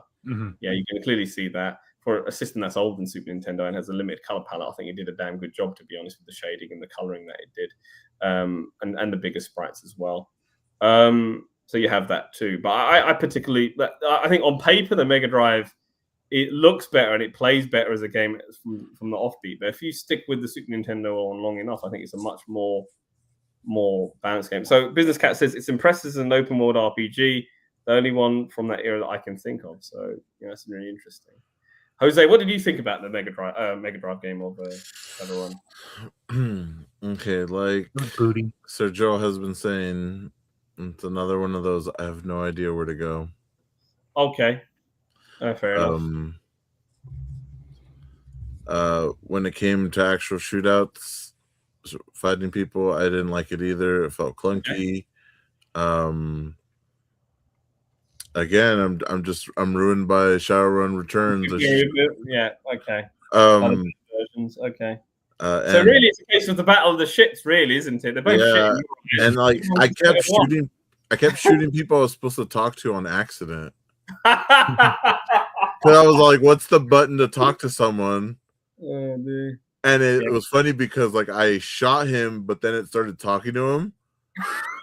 And we're like going through this conversation, and he's telling me like, "Oh yeah, like I'll partner up with you if you this and that." And then as soon as the conversation's over, he's trying to kill me because I just shot him. So I'm like, I don't like this game. I mean that's fair. That's a fair action towards him, of course. I mean, he was very polite to assist you, but then you shot him. But what's funny is you shot him first. He has this polite conversation, and he's like, "Oh, I've just been shot, and I'm going to come after you." That's what's happened here. That's that lag. Oh, so you basically Han Soloed him, okay? Yeah, well, he shot first. But, that's funny. That's funny. The music is better on this one. Okay. It's a better fit here. I don't know. They're just both of them are like. I was ruined by Shadowrun Returns. The worst because the superior versions are now being made. And I agree. I think these games were limited and definitely a game of their time, which is why I wanted to talk to you guys into playing it to make you realize that actually this is like where it all sort of began with this sort of open world RPG sort of thing. But that's fair enough. They have their limitations. I think I can kind of guess that out of the two shit games, which you think the Sega one is probably better. I'm guessing I shouldn't really speak for you, Jose. I'm guessing that's where you're going with that. No, actually, on every game I would write like SNES wins, Genesis wins. On this one, I said they're both meh. So you're in the okay. They're both equally shit. Okay, how about this? Which version you hated the least? Oof, here we go. I I hated them mean, both. clearly Uh, both games you didn't know where to go, didn't know what to do. Uh, But at least this one you already had the gun. At least you have a and you fighting shot a guy, chance. man. the Well, the only thing I could say that I liked was that I knew who the character was in the Super Nintendo one because he makes an appearance in the new one. yeah, fair enough. So, And you also have limited ammo on the Sega Mega Drive one, don't you?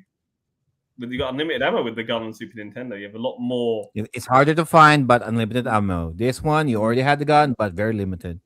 Oh well, it is what it is. But with in What Joe's about you? case, you know, Oh, what- he'll use cheats to have unlimited ammo. Oh, what about you, Juan? What do you think? For this one, I mean, the top view and the way it played was a lot better than Mm. the SNES version. But like I said too, you know, this version was very fucking text heavy. A lot of reading, Yeah, you know. yeah. Um, You have to go to school to play this game, but go on. yeah, and I don't know how to read. I'm Oh, at a man. first grade you know level. what? I will say What does it say? that is something I liked about the Genesis one better. You like that to read, Yeah, eh? because I like all these conversations you have with people. Fair enough. So I mean, I just played it. I mean, enough to kind of really just get the feel for it. Yeah, like I said, text heavy. I mean, the presentation one, I mean, was good, but not as good as the SNES version to me. But I mean, I could have did without the fucking. If there was no, you know, point and click, you know, to do shit, like it'd be better for me. Probably make it more funner. Yeah. I didn't get a chance to do the Matrix, but I mean, I pulled up a video to kind Yeah. of see, and the fucking Matrix in this one was fucking Yeah. amazing. Yeah, the Real Matrix is cool. much better on this version than the Super Nintendo. The Nintendo one's just a tile-based system, so yeah, the Matrix is. It's also you could get all your karma in the Matrix. I mean, you don't really need to even go in the Matrix in the Mega Drive one, to be honest. You know, if you do well, either way, it doesn't matter. You can do the Matrix and whatever, but there's other ways you can get karma. But the Mega Drive one is much more accessible in that regard. But it's unbalanced. It could be argued it's unbalanced, so that could be an issue for some. But whatever. What about you, Joe? What do you think about the Mega Drive? All right. Shadowrun for the Mega Drive. Between the two, between this and the Super Nintendo, both main characters are broke as fuck. Where they don't have, like, I mean, at least in the Super Nintendo, you don't have cash, don't have anything with you, you don't have a gun. At least with this one, you have some cash, kind of, but not enough, and you already have the gun, limited ammunition, but at least you have a fighting chance when you're fighting with someone. Top down view compared to the other one. Yeah, the Super Nintendo is isometrical, but this one, at least this one is it's not as slow compared to the Super Nintendo. You have a little bit more mobility and more range playing this one. In terms of the role playing game aspect of it, there's a better presentation here compared to the Super Nintendo. When I say presentation, they're like they paid a little bit more attention to the design and the GUI of the interface of the RPG elements, like your equipment, items, and all that. In the Super Nintendo, it's all you got is it's a green screen and some text. That's it. In terms of dialogue here, I appreciate the Mega Drive more because at least in the Mega Drive, the characters are saying, yes, they're saying a lot, but they're also telling you some hints and some clues what to do, where to go. Compared to the Super Nintendo, they're saying a lot without telling you anything. If that makes sense. Yeah. I was able to maneuver myself a little bit further with the Mega Drive because I kept on talking to people. If there's one thing that I didn't really particularly like, maybe yeah, sure, you do have the gun here, but it's not like you point at an enemy and they die first hit. Yeah. It might take 2-3 times for you to kill one of the enemies, and it's not like once you hit them, they slow down. No, you need for you to in order for you to kill them properly, you need to shoot, run away a little bit, shoot, run away again, and then shoot. Because if you don't, if you just stay there stationary, No, you're dead. They will come close enough to kill you instead. Yes. That's So it takes a little bit more strategy killing some of the enemies here. correct. Takes a while of getting used to in terms of controlling that one, and uh, com- like what we're showing in the on the footage. You have your own skill tree here, of course. The more people you kill, the more items you accumulate. You'll gain enough skill points to better your character with. I would say, yeah.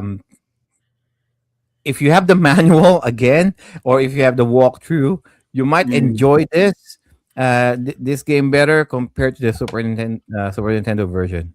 I mean, okay, so let's just get to a conclusion here because I'm conscious of the time we spent on this. But are we talking? So, are we all saying the Super Nintendo version is inferior or superior? Where are we going with this? Like, what is the better version, or the best of a bad bunch in Jose's case? Are we all on the fence here or something, or what's going on? If I'm gonna fucking pick one, Yeah, you're gonna have to pick one. I'm gonna pick the Mega Drive version over Okay. the SNES version. That's Okay, just what if about- we're gonna pick one. Yeah. Mega Drive, because at least here I knew somewhat what to do, where to go. Okay, and Jose. They're both shit. They both suck, but I think I would go with the Super Nintendo one because I like how you could see. I like how you could see more. Yeah. So the interesting thing with me, I'm wearing this Sega outfit, and so Dan's gonna kill me for saying this, but I actually kind of prefer the Super Nintendo one. I know that sounds a bit weird. That's shocking for everyone here now for me to say this. But I'll tell you why I kind of prefer it. It's the fact that it is more linear driven, the fact that it isn't as overly complex as a Mega Drive, and that the system is a bit more balanced in terms of the cyberspace and how you get the karma. I find it to be a much more balanced way of playing. And also, like you mentioned, how like you just mentioned, so Joe, you know, when you're in a fight with the Mega Drive one, you can't run away. If you run away, you're gonna get killed. Yeah, it slows down and that's it. So I think the Super Nintendo one's a bit more forgiving in that regard. Maybe Dan will say, "Yeah, well, Viraj, you're a pussy clot, yeah, because like you should be fighting your battles. You're meant to be a Sega guy. You're not meant to be running away from fights. You better be taking some beatings, you know." But you know, it's a video game, you know, and that's the way I prefer it. But I mean, I'd rather fucking have to slow down a little bit and take the fight. Like fuck it, why not? True. I mean, I want the action. Maybe there's more of a lion heart in you than there is in me. All right, I'm willing to concede. Hey, that, okay? if it's up to me, and I love Sir Dan to death, but if it's up to me, I'm doing you Sega geeks a favor here. All right, I'm not using any walkthrough here. I'm not using any game start codes here. I'm not using any save states here. I'm playing this blind. Okay, if it's up to me, I would have cheated my way out of this games. I mean, okay, are you literally playing blind? Like with your eyes closed? Yeah, I was. Like Mr. Yeah, I was. Miyagi does Danielson? Covers that? Oh, not that blind, but you know what I mean. I mean, so we got Jose. So we got Joshua in the comment section here piping up saying the Super Nintendo version is superior. So he's got his opinion. And you got Business Cat here saying Sega version was a Sega Channel exclusive. I think it's meta. It got delivered over the Matrix in real life. So it was on the Genesis. So maybe for us in Europe, because we never got it, but the Americans had the Genesis version. So the Americans got it. We never sadly got it released in the UK, apparently. So yeah, it was a Genesis exclusive. But yeah, for us who are rich enough, those of you who are rich enough to have Sega Channel, fair enough. There was also a little bit of tidbit version. There was a Shadowrun on Sega CD. Sadly, it was a Japanese exclusive, and there's a translation patch for it. But it was his home game as well. But anyway, that's another issue. Right, so that's Shadowrun. Let's take a break. We'll do the ads and all that, and then we'll work on the other 3 games on this episode, and we'll see what we think on those ones. All right, so let's take a break. Let's get refreshment, and let's let the ads roll, and we'll be back in a few minutes. All right. Do you like playing video games? Do you like reading about history? Do you like learning about video game history? Then you should give yourself the gift of owning some video game history books from Bitmap. Since 2014, Bitmap Books have published numerous colorful and well-detailed hardbound books about video games ranging from the different video game consoles of old and the various video game genres that will surely pique the interest of its core fanbase. Bitmap's team of global video game journalists, players, and illustrators have produced numerous award-winning titles that celebrate the software, hardware, and developers that laid down the foundations for the billion-dollar video game industry we all know and love today. International shipping is also available with careful and considerate packaging from Bitmap Books. If you don't want to take my word for it, then you can believe the people, almost 10,000 satisfied customers who submitted their glowing written reviews and video reviews after receiving their books from Bitmap. By ordering your first Bitmap book using our link, you will also be supporting the Timeless Gamers Show in spreading our love of video games and their rich history. Start your own online live streams, webinars, podcasts, online classes, and virtual presentations with StreamYard. By using StreamYard's user-friendly interface, you can also do simultaneous multi-streaming if you have accounts to Facebook, YouTube, Twitch, and other platforms. If live streaming is not your style, video and audio recordings are also available, especially with those who have variable and inconsistent internet connections. The finished output will still come out as clear and well articulated exactly as you originally intended. You can also customize the appearance of your presentation, like green screen effects, facial touch-ups to smoothen out those facial blemishes, multiple cameras for multiple guests joining in the discussion, your own wallpaper on the background, adding your own logo as a watermark, sharing videos from your own computer or other website for added visual aids with or without audio, uploading your own background music if you wish to set the mood when talking, and lots more. Before you can enjoy all of the wonderful full features of StreamYard, you can start with a 14-day free trial by using our link. Not only that you are supporting the Timeless Gamer Show, but you can see it for yourself how easy it is using StreamYard. All right. So now we're back. We're back. We've got something to drink or something. We had a bit of a break. And we're going to move on to the fourth game in our same game, or same name, different game podcast with Sega game versus Nintendo. So the next game we'll talk about is Tasmania. Now, again, just like Animaniacs, that was like Warner Brothers animated sort of cartoon series of the early 1990s that a lot of kids watched. A lot of us have seen the animated cartoon. I enjoyed it. I don't know if you guys enjoyed the Tasmanian cartoons. I like Animaniacs as well.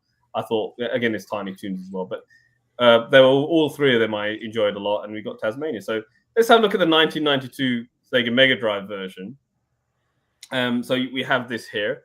This is a conventional action platformer game, as you can see. You've got Taz. He goes into tornado mode and he goes through the levels.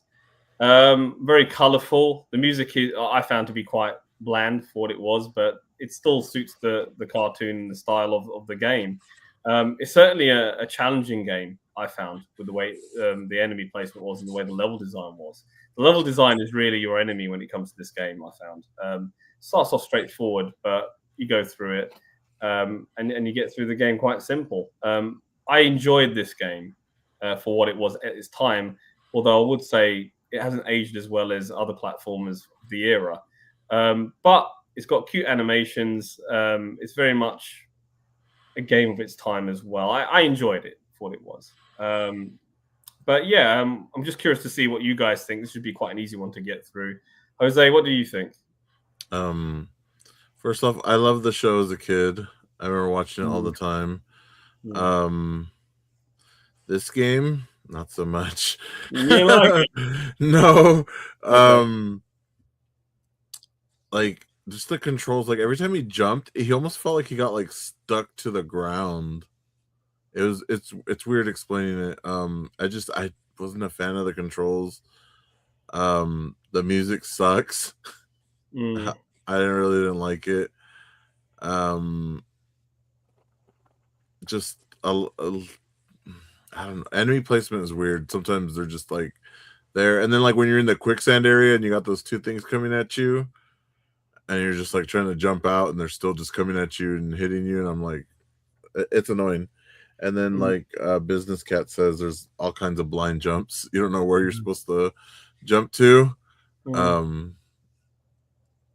Yeah, this game just meh. It will punish you. It will punish you. Yeah. And it's unfair. And like I said, the main challenge is the level design. Sort of the game is the level design. So I totally agree with you on everything you said. It is a frustrating game at times. You know, you think, how am I supposed to get through this without getting killed? And you will die.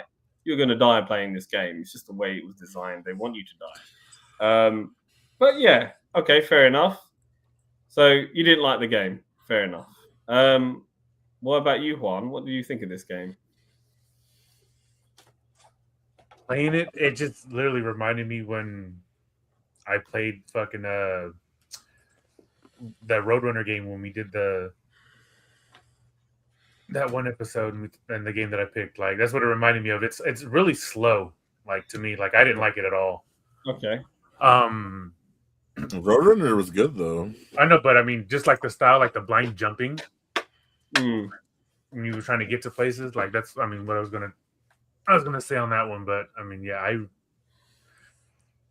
I didn't like this one at all. Like I don't know, like I didn't put much time into it. Like just like I said, the movement and everything, like I really didn't like it. So I was just like, all right, cool, on to the next one. Did you find that there was a bit of latency to your controlling this game? You didn't like respond as quick as you wanted it to. So I didn't notice that there was an issue with the Sega game in that regard, latency.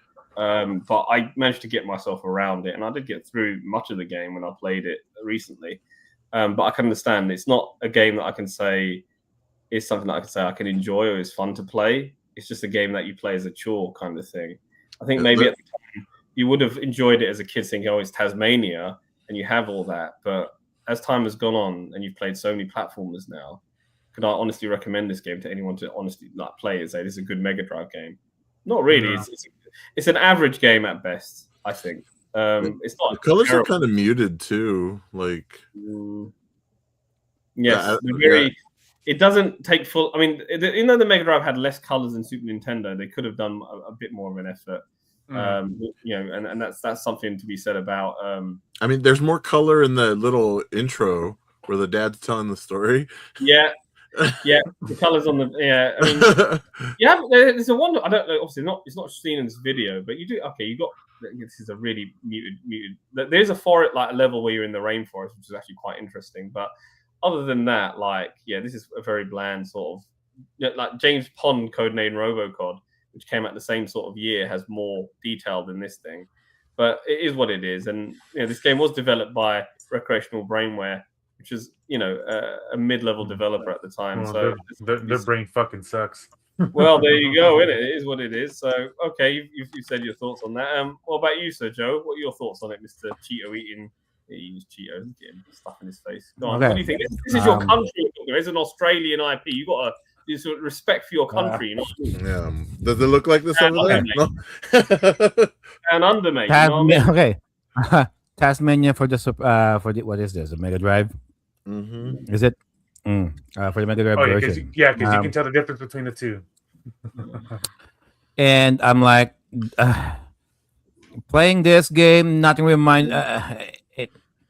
I mean, for the record, I haven't really gone much out, all throughout Australia, but this game reminds me nothing of Australia.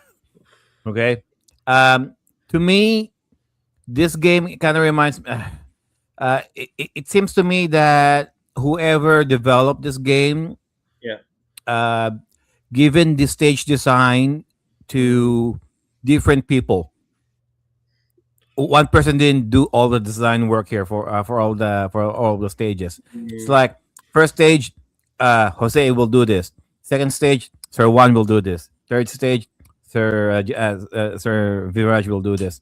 Like, I mean, why do you have to? You know why? Because, like, for example, I say that because in the first stage, there was no stretch of the imagination whoever made the design work of that first stage. If you're like a person trying this game out for the first time, and that's the first stage that you're gonna see, most likely you're gonna be put off because it's so unimaginative. I mean, it was so very. It kind of like one of those games that you see in Action 52, the design work. You know what I Peterman, mean? Peterman, Yeah. yeah. But Yeah. but by the time you get to the second stage, it's a lot different. Is it like somebody else like somebody else did the second stage a little bit better? All right, You can we know, just I pause mean, the like, podcast? Yeah, let's pause it for a minute. Let's say hello to Jose's mum because she's saying hi in the chat. So It's not everyone my say mom. hi. It's not my Jose's mom. Yeah. this is Ice That's Mom. Miss I's mom. That All means right. Ice Mom. Yeah. Hi, Miss Ice Mom. I just- Besides Hi, mum. Mrs. Tadeo. Hello. All I call I Miss thought you I were my mom. sister. That's why I said hi, mom. All right. Okay. Yeah, we say mom to her. No, let's continue. This Hi, Mommy Tadeo. All right. Like I mentioned, when you go to the second stage, third stage, there's a little bit more work that was done in these stages, and I'm like, whoever did the first stage, you must have passed out or must have been drunk and had a little less time to work on his assignment or whatever it is. Oh, sure. I mean, nobody going to care about this game anyway. Fine, then submit it. And yeah, in terms of gameplay wise, platforming, not I mean, it's not necessarily linear. If you're gonna be like, there's a lot of things that you can probably do here, but if you're gonna speed run through this game, you could probably ignore most of the stuff that's lying around in the background. The ones that you're gonna that supposedly Taz is gonna eat. Just to Yeah. accumulate points. Yeah, you really don't have to do that. You can pretty much, if you already know what to do here, you already know where to go. You can pretty much speed run through this game and be done with it. Really. Oh, see, for example, here on the third stage. Oh, this is not Australia. Ain't no way this is freaking Australia. Why are we on the Antarctic? Swagger, baby. We are kilometers. Icebergs. We are miles And then- away. We are kilometers away from the Antarctic. Okay, we have no ice. We have no. Australia, to my knowledge, ain't no way you're gonna see some polar ice caps or glaciers on the outer skirts of Australia. No. But Again. all they're saying is though, if Taz was around, that iceberg fucking before the Titanic will hit it, they'd be alive. All right. In the Atlantic, maybe, but not in freaking Australia. No. I'm just talking about the iceberg itself. Speaking of speedrunning this game, 11 minutes 13 seconds is the record. Wow. You'll Whoever see did it. this, Yeah. he must have died a lot of times to get that record. With or without cheats. No, it says with no warps because apparently there's warps. No in this work game. whatsoever. Yeah, and I'm like, and because you would think that, oh, this is a Warner Brothers game compared to the Animaniacs for either Mega Drive or the SNES version, blew this game out of the water, really, in terms of gameplay and overall presentation. At least with those games, at least some actual work and effort was put into those games. This one, I don't know. It's like they had a deadline that they just had to do. Yeah, this is probably the best looking level in the whole game, in my view. But anyway, whatever. Well, there's no I mean, parallax scrolling, none of that in the background, no moving backgrounds, just a static background. Nothing. Well, to be fair, the Animaniacs games were made by Konami, so hey, I mean, you can trust Konami with that one. Well, yeah, you can trust Konami with quality, despite the differences in gameplay. It's Konami, guys. I would say that the best third-party developer for Sega, but not Metal Gear Survive though. That game was fucking ass. Fuck Konami for that one. let's move on to the Super Nintendo game Tasmania. Now this is going to look a lot. You mean SNES Tasmania Road Rash? Yeah, I mean, I think it's an interesting one because it's a totally different style of game, different genre completely. 100% different. Action, more action scaling, and it uses the Mode 7 of the Super Nintendo. This thing. Now, there we go. I mean, look at that. I mean, that actually looks much more nicer to look. Well, obviously, you're looking at his rear end, obviously, but like he's moving up the thing, he's spinning, and he's just kind of racing. The only like sort of in terms of presentation, graphics, and sound, this is a better game again with Super Nintendo because of what it is. But the thing is, the thing with So what's Business Cat saying? Master System Tasmania is a different game and supposedly better. The second Taz game on Mega Drive with Marvin Martin is also supposedly better. Yeah, so there was a second Tasmania game on Mega Drive, which I have played, and on the surface it does look a bit better than the original for sure. But that goes for a lot of money. I looked at the prices on eBay recently. It's ridiculous how much that second game goes for. But anyway, the Super Nintendo game is a scaling sort of running game where you have to get all the little chicks. You have to eat them in your mouth. Like you got 2 more to go to finish the level without losing your life gauge, basically. And you have to do it within that timer in the top right-hand corner in the heads-up display. That's fundamentally it. It's a simple concept, much, much easier game to sort of get through. How did you find it, Jose? So I love this game. I love this one. Okay. I feel like this one is look like that. Like has a lot more sight gags. Yeah. He runs into the tree. He gets accordioned. He gets run over. He's flattened. I remember my neighbor had this game. I remember, and at first I didn't like it because I was like, "What the fuck are we doing here? Like, what the hell is this?"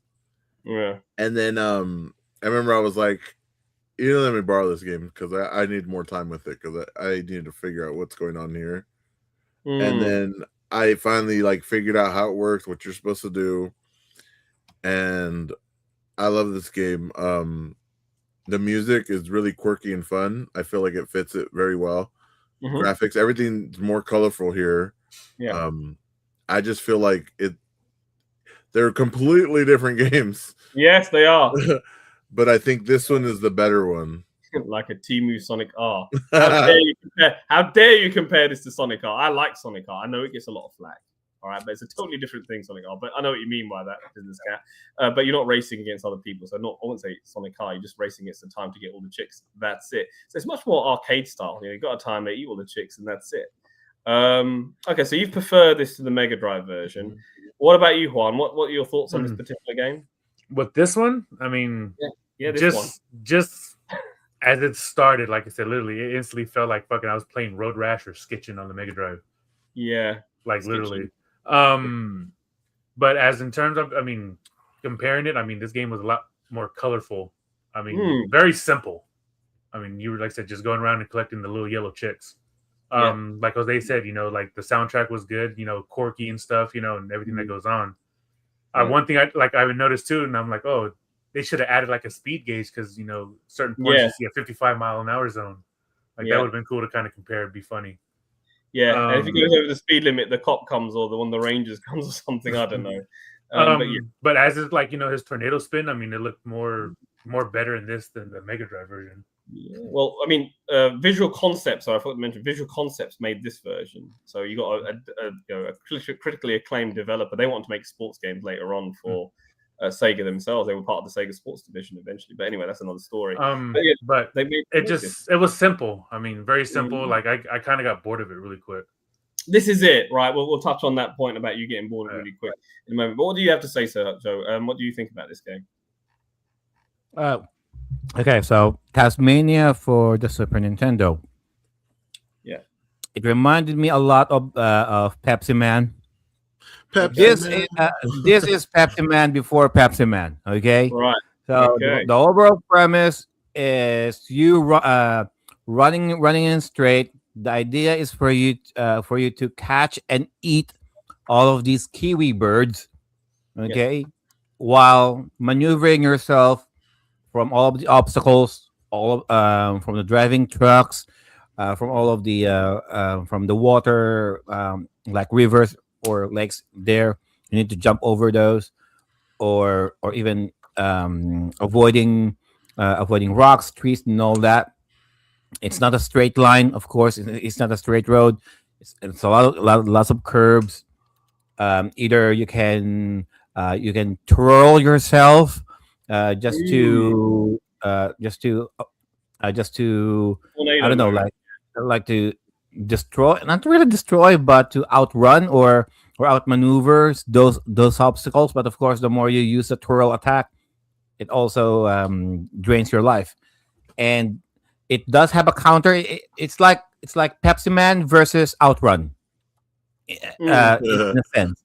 Yeah, because there's a time limit here that you need to catch all of the kiwis that you'll encounter on the road within the time limit, and the moment you manage to get all of those kiwi birds, you'll clear the stage. And the more you progress through the stages, it gets a little bit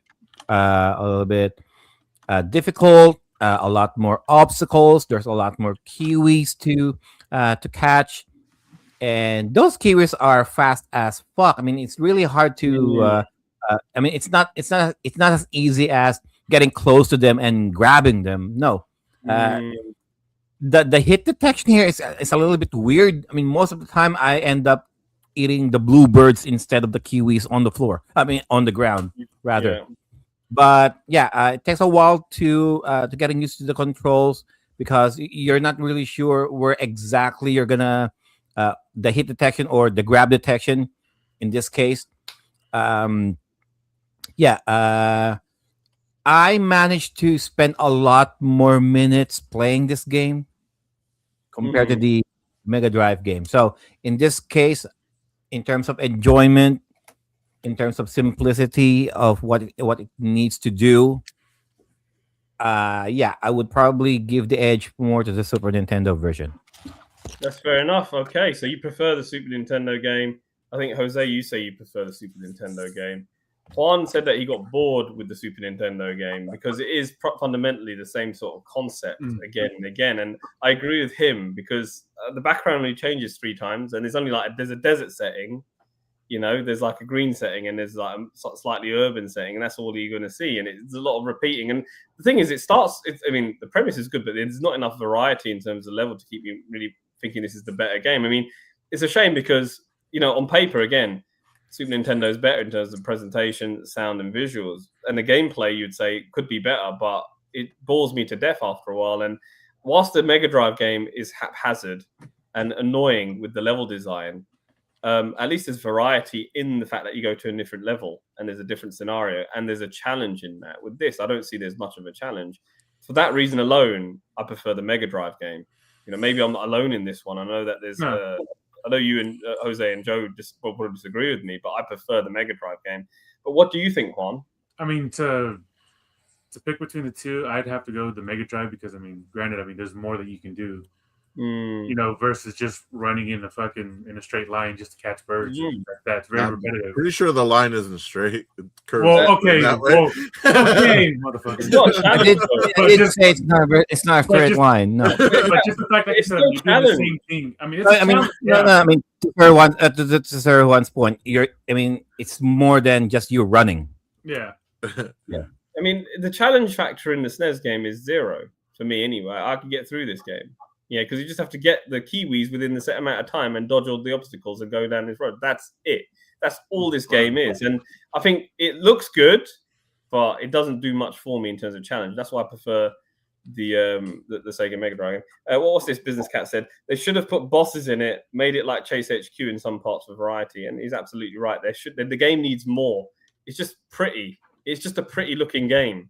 Other than that, there's not as much substance in it, and the Mega Drive has more substance. Yes, it's haphazard in how it controls and bland in terms of its level design, but there's a game there. This I see. Okay, if we're gonna use this kind of logic, then Outrun sucks. Compared to what, though? Compared to what? Outrun. Outrun came out in 1986. No. What I'm saying here is, if it's just us doing the same thing. Oh, right. Outrun is just you driving, just running across the time. That's it. Not much of a variety here.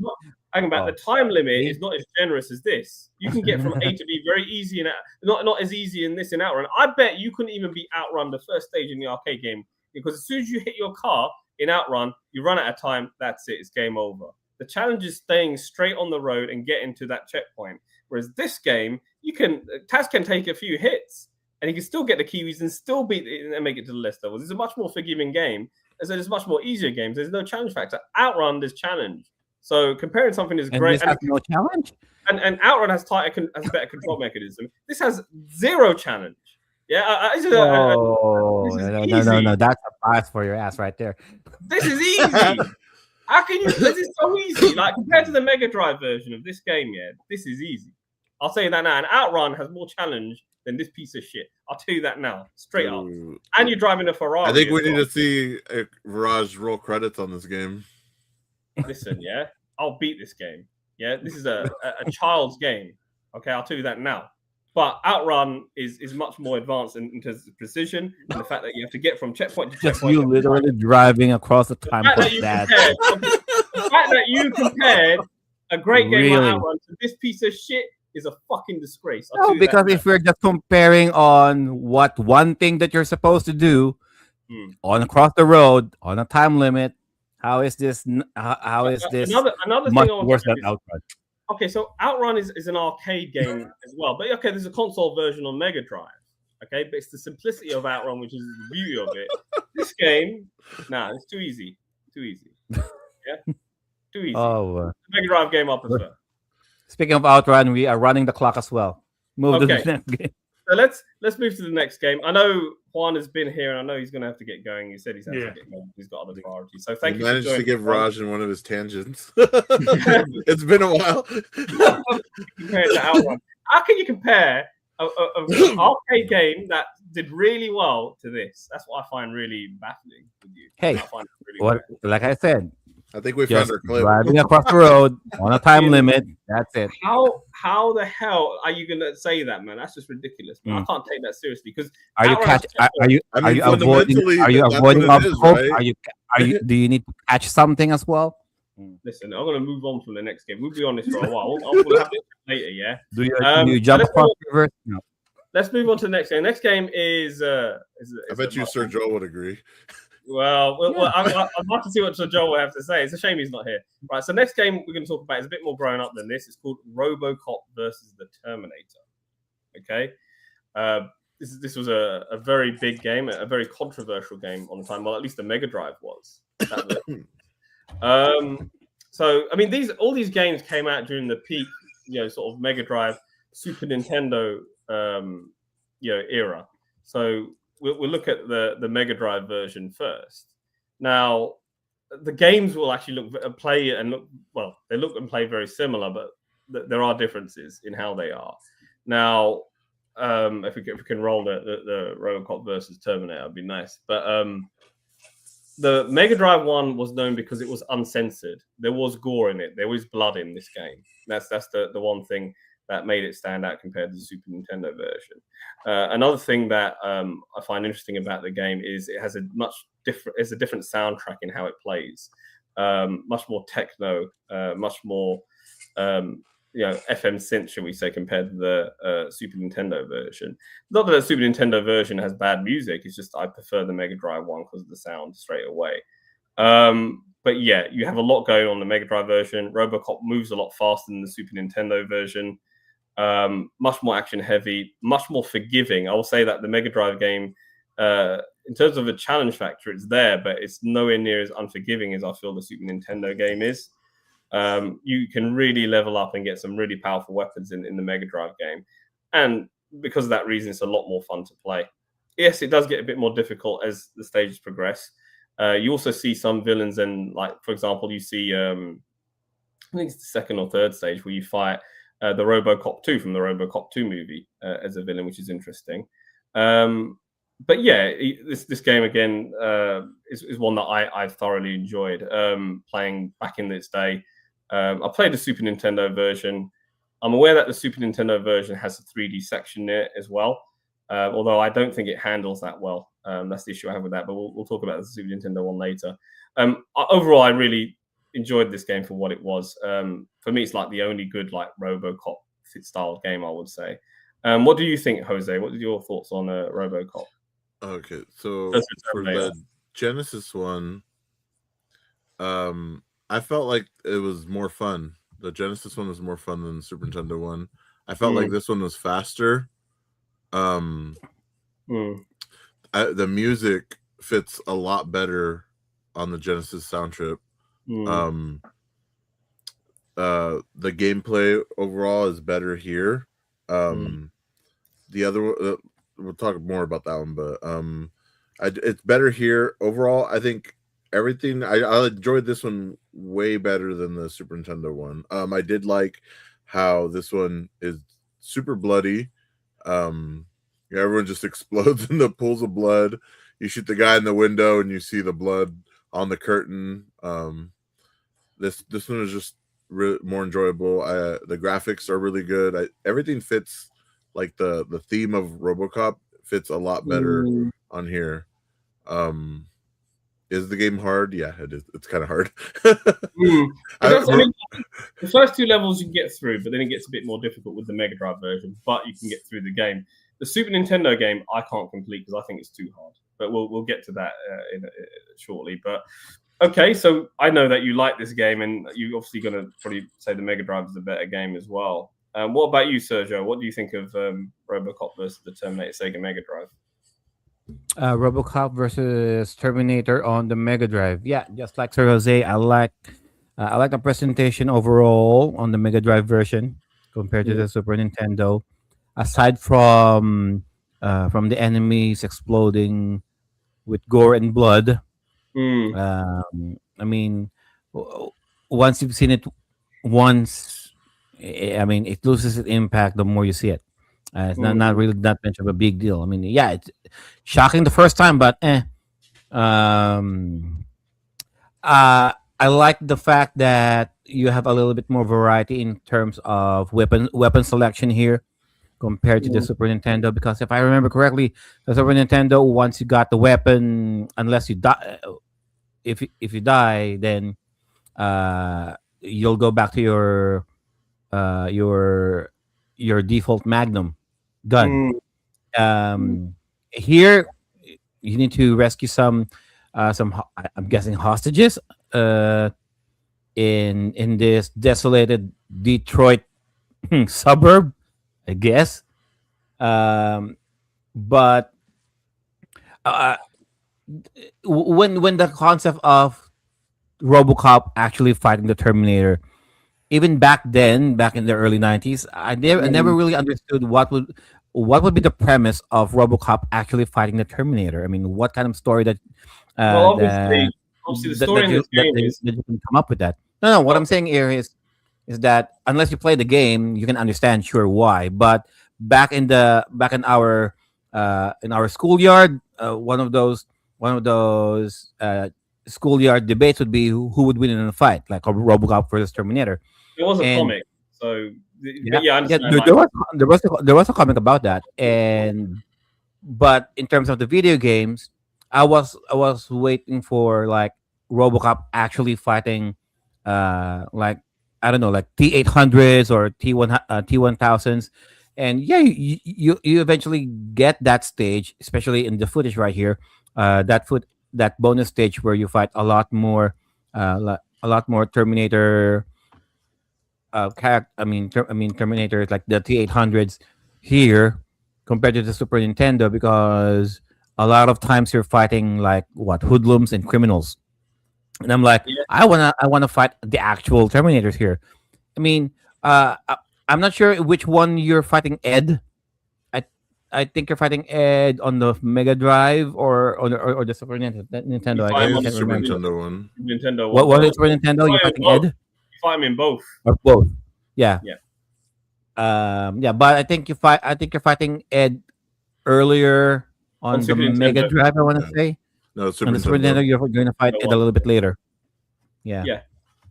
I mean, you can see clearly in the Mega Drive version, you're shooting people and there's gore there, and obviously you're shooting Terminators as well from the gameplay here in one of the later levels. I mean, okay, so did you like the game or did you dislike? What did you dislike I about it? prefer the Mega Drive version compared to the Super Nintendo because yeah, it's a lot faster. Uh, just like Detroit, it's like dark and grittier. It serves better on the Mega Drive. With the Super Nintendo, it was. I mean, RoboCop. RoboCop is slow because in the movies he should be moving slow, but not that slow. That makes sense. Well, somebody said like when he's climbing up the ladders on the Mega Drive one, what is he on crack or something? 'Cause he's going Right? fast, yeah. But you know what? I don't care. It's a video game. The artistic license is there. Let them make the game fun because you don't want to be taking ages going up and down ladders. You know what I mean? So I like the Mega Drive one more. So I think it's a home run for the Sega one here. But let's have a look at the Super Nintendo one. And let's go through the thoughts on that now.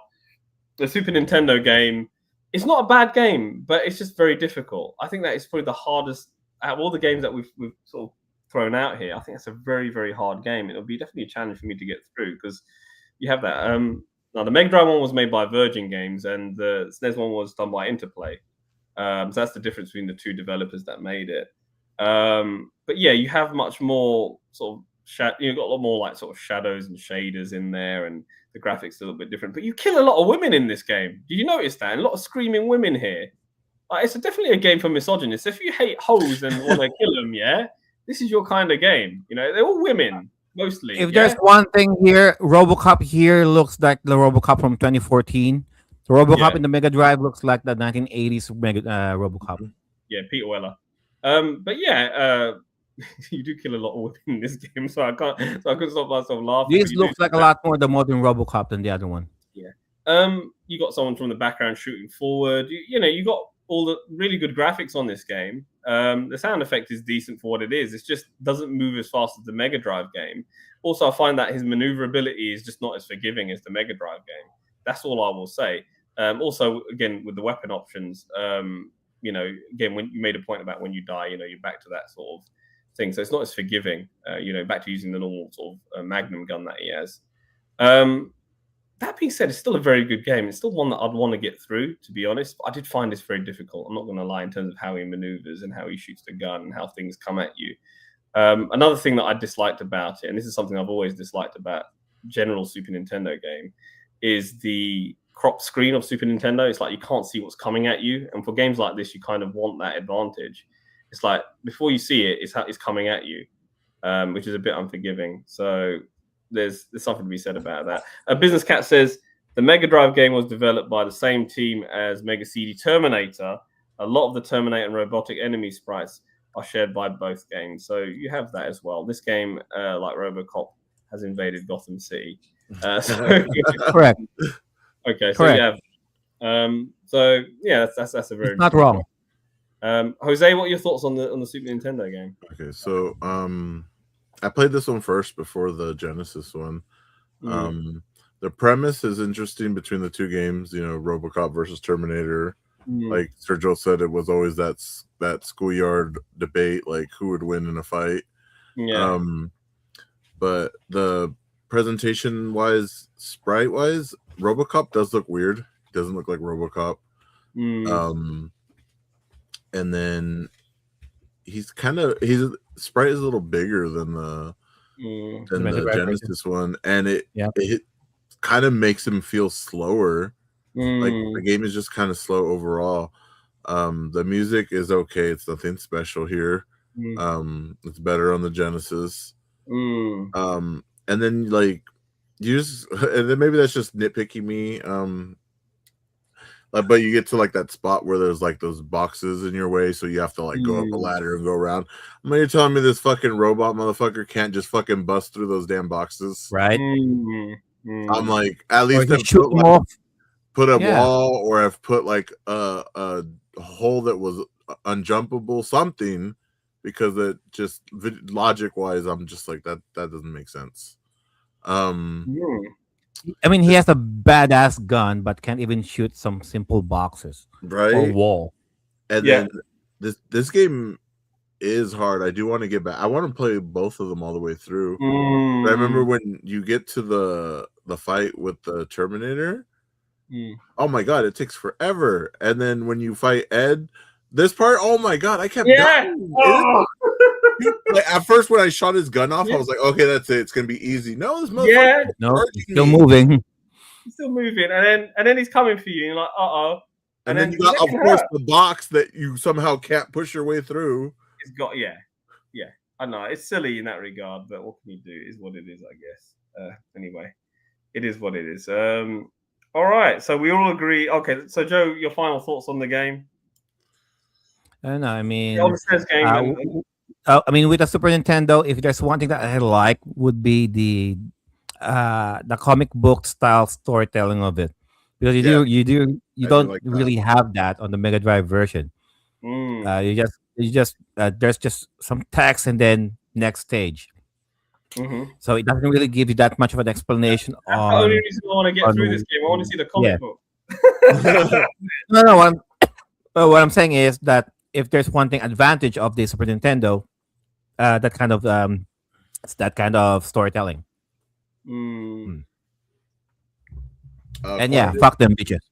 Juan did write his. I thoughts thought on you the- I thought you'd pick the Super Nintendo one because you liked the bitches, but you clearly were happy to shoot them. I'm a bit surprised, but anyway, it is what it is. Juan right, did so write all- his. Oh wait, so I Juan think- did write his thoughts on the private chat. Okay. He says, liked both versions. Each had its own that I liked. SNES was more detail and lighting in the background, where Mm. Mega Drive didn't. He said he liked the music for SNES. SNES versus Mega Drive. SNES had the barrels that rolled and knocked your ass down. Yeah. Okay. So he prefers. Does he prefer the SNES? He didn't. Well, He didn't really say at the end, but I don't know. All right, fair enough.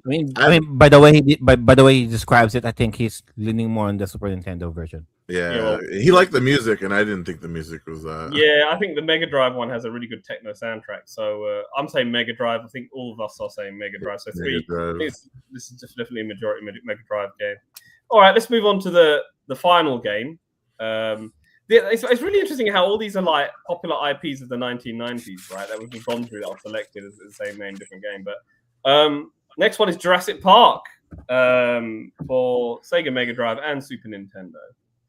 Both developed by different developers. So let's begin with the Sega one. Sega one was developed in-house by, I think, Blue Sky Software themselves, I think. So, we'll have a look at that game in a moment. I had this game growing up. I didn't have much love for it because as a kid, I wasn't that good. It was a frustrating game. But I can appreciate it a lot more now as an adult. Use digitized graphics, and because you can see obviously the T-Rex there. And I thought when the presentation of this game was outstanding when I first saw it. Jurassic Park as a kid was one of the first films I saw at the cinema, so it has a special place in my heart because my dad took me and my brother to see it as kids. So I was part of that generation. Starts off. I mean, one of the things about this game, which you just skip through for the video, is you can either choose to play as Dr. Grant or the Raptor. So you got two games in one, which I think is really cool. And I think that's what I'll say it's right now. This is why I prefer the Mega Drive version. We've got a lot more going for it in terms of varied storylines and gameplay in terms of you can play as the Raptor or Dr. Grant. The way it looked for the time, and I think it still looks really good as a game, especially when you see like sort of like the digitized graphics of the raptors or the dinosaurs that you have to sort of get past on screen. The controls can take a bit of getting used to. I think that's one thing that you two are both going to tell me when it gets to your part, and I agree. The controls can be a bit haphazard, but it's passable at best. They actually fixed the control on the Rampage edition, which was this game's sequel that came out the following year in 1994. This is a 1993 release. Overall, it involves, you playing as Dr. Grant and going on missions to sort of get off the island, basically, and get the park online or whatever. And it involves you having to solve certain puzzles or get around certain obstacles in each level as you progress throughout the game. There are aspects of this game which I still find unforgiving. Yeah, you will die in this game. That's a fact. However, because I love Jurassic Park and dinosaurs as a kid, I kept throwing myself at it. Kind of like what I said about Alien 3 earlier. You will die, but you want to sort of continue playing the game. There's something about this game that wants you to sort of progress still, even though there are issues with the game in terms of how Dr. Grant controls, or you're like, how do I get past this bit? How do I get past the T-Rex when it breaks through the wall, etc. But you find a way. Life finds a way. I enjoyed the that's a quote from the film. I enjoyed the game for what it was. What are your thoughts, Jose? What did you think about Jurassic Park on Sega Mega Drive? Okay, I remember playing this one at my cousin's because he was the one with the Genesis growing up. I really like the music. If it's really well here, it's like got some nice bass in it. The graphics are really good here. Again, it fits the Genesis perfectly. Everything's like dark and like it's just like dirty, but not in a bad way. Um, like because you're in Jurassic Park. Of course, everything's going to shit now that the dinosaurs are trying to get you. But the the dinosaur replacements, some of them are kind of weird, like how that Triceratops was just on that fucking that little ledge, like hanging out, and I'm just like, what are you doing there? How did you even get there? And then the fact that the like not even like a ledge later, there's the Dilophosaurus, and I'm like, why aren't you eating the Triceratops? Like, instinctually you would do that. Like, come on. But you're waiting for the human. yeah. The dinosaurs all have a psychic, so they all got like this sort of psychic ability to say, no, go after Dr. Grant. We're not going to eat each other. It's up to the humans. That's it. You slags. That's what they're saying. Like other games that we've played on here, I didn't know where to go. I was like going places and I'd be like, okay, this is where I'm going, and then dead end, and then I'd go around and I'd be like, what the hell? And sometimes like on Taz, like there was like just blind jumps you had to take, and you're like, I don't know if I'm gonna hit the ground, if I'm gonna land in a bottomless pit. Like there's one spot like where you just keep landing on spikes, and I'm like, what are you? Am I supposed to do this? Like it's so weird. So I kept dying. I do want to go back to this game because I remember it looks good, and I remember seeing my cousin play it, and he got pretty far in it, and I have the collection on Xbox and on Steam, so I will go back to it. Maybe especially because those will have like a rewind feature, so if I do die I can just rewind and then try again. We can save at whatever point. Yeah. But yeah, it definitely has its challenges, that's for sure. I remember the power plant level. I died a lot of times on this one. But when you get parts through it once, you can go through it again because you know exactly what you did wrong last time. So that's the good thing. I wouldn't say that it's unforgiving to the point where it's a skill issue. It's just knowing what to do in certain areas. For example, throw the grenade down so the Confignatus don't shoot at you like he did there. Because like from dying the first time, there's no way you can shoot. Once they're on you, there's no way you can get them off unless you go left, right, and they come off. But you've taken a bit of life with you. So there is that, and you understand what weapons work best. Obviously, you haven't got any guns in this; you've just got tranquilizers and maybe explosives, and that's it. But yeah, those raptors, they don't mess about. They'll come for you. If you don't go for them, they will come for you. You got to act quick with those raptors. But I enjoyed the game for what it was. So Joe, what do you think about Jurassic Park? Okay, Jurassic Park for the Sega Megadrive. Just like Sir Jose mentioned, the first stage didn't really make sense to me. If you're going to zoom out the the stage map, you would assume that the character is moving towards underground, and the more you go underground, it didn't really make sense. Those big dinosaurs just being there. Right. Like, I mean, what are these big dinosaurs doing here? I mean, I can understand the little dinosaurs. I think you're thinking a bit too hard here, mate. I mean, look, it's just no. There should be some rhyme and reason why. But then again, I digress. I kind of like this better compared to the Super Nintendo version. But just like Sir Jose again mentioned, there's this leap of faith kind of jumps that you need to do. Like you mentioned, you don't know if you're gonna land on solid ground or you're gonna land on. You're just gonna end up dying on a pit or some sorts. There's a lot more. You have choices of weapons here that you can use. Of course, if you're gonna speed run this game, I would assume you won't have to get all of those power ups, all of those weapon ammunitions. Sure, I mean, in the footage that we're showing you, you might encounter the T-Rex a little bit early. It would have been nice if there's a lot more dinosaur variants here, not just the usual Velociraptors. Well, you do. You got the Triceratops. You got the Triceratops. You'd have a bit of variety, mate. I mean, if I'm gonna base this from the movie that I know, I mean, I watched Jurassic Park, and if I'm going by Jurassic Park standards, I kind of wanted a little bit more variety, Well, what maybe. dinosaurs did you see in the film? You saw a brachiosaur. There's a brachiosaur, and you see a T-Rex. You see a Dilophosaur. Where you eat the fat guy, and then you got the raptors. They're the biggest showpiece. Like, what more do you bloody want? And you see the A the little bit pteranodon. more Like, on the screen. All right, a little bit more on the screen because most of the time here you're just. It's like, it's like, uh, what game is this? I'm thinking of. It's like, See the T-Rex. What the fuck is he doing there? yeah. Again, what the hell is it doing there? All of a Hanging sudden, out. right? No, I mean it's just there. he's Sure. hungry. He smelt some man flesh, and he was a bit hungry. That's why he's there. He's after This you, is mate. like this is like a little bit. This is like expanded version of Pitfall with just dinosaurs in them. Yeah. I suppose that's a fair point. That's a fair comment to say, but I would say that this game does have its own challenges that Pitfall doesn't.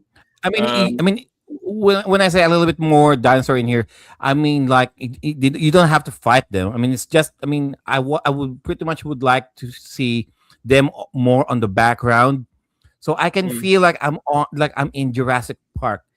Okay, make me feel like oh sure. I mean, dinosaurs here and there, but they're more of a like obstacles for you to avoid or for you to kill.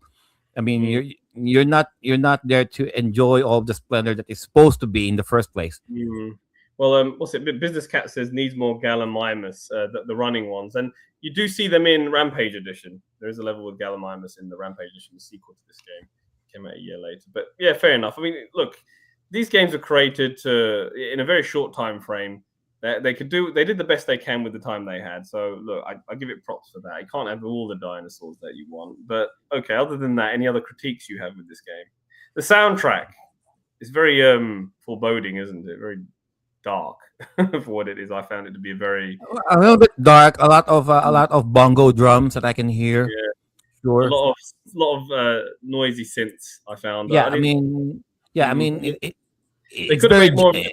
It's like one of those. It's like one of those soundtracks that you hear on a jungle stage, because there's a lot of green. There's a lot of trees. You know. Like, hey, I mean, you're in the jungle, technically speaking. Yeah. I found the sound could have been improved. I found the sound. You get used to the sound anyway. It is what it is, but it's not for easy listening. You know, it's just there.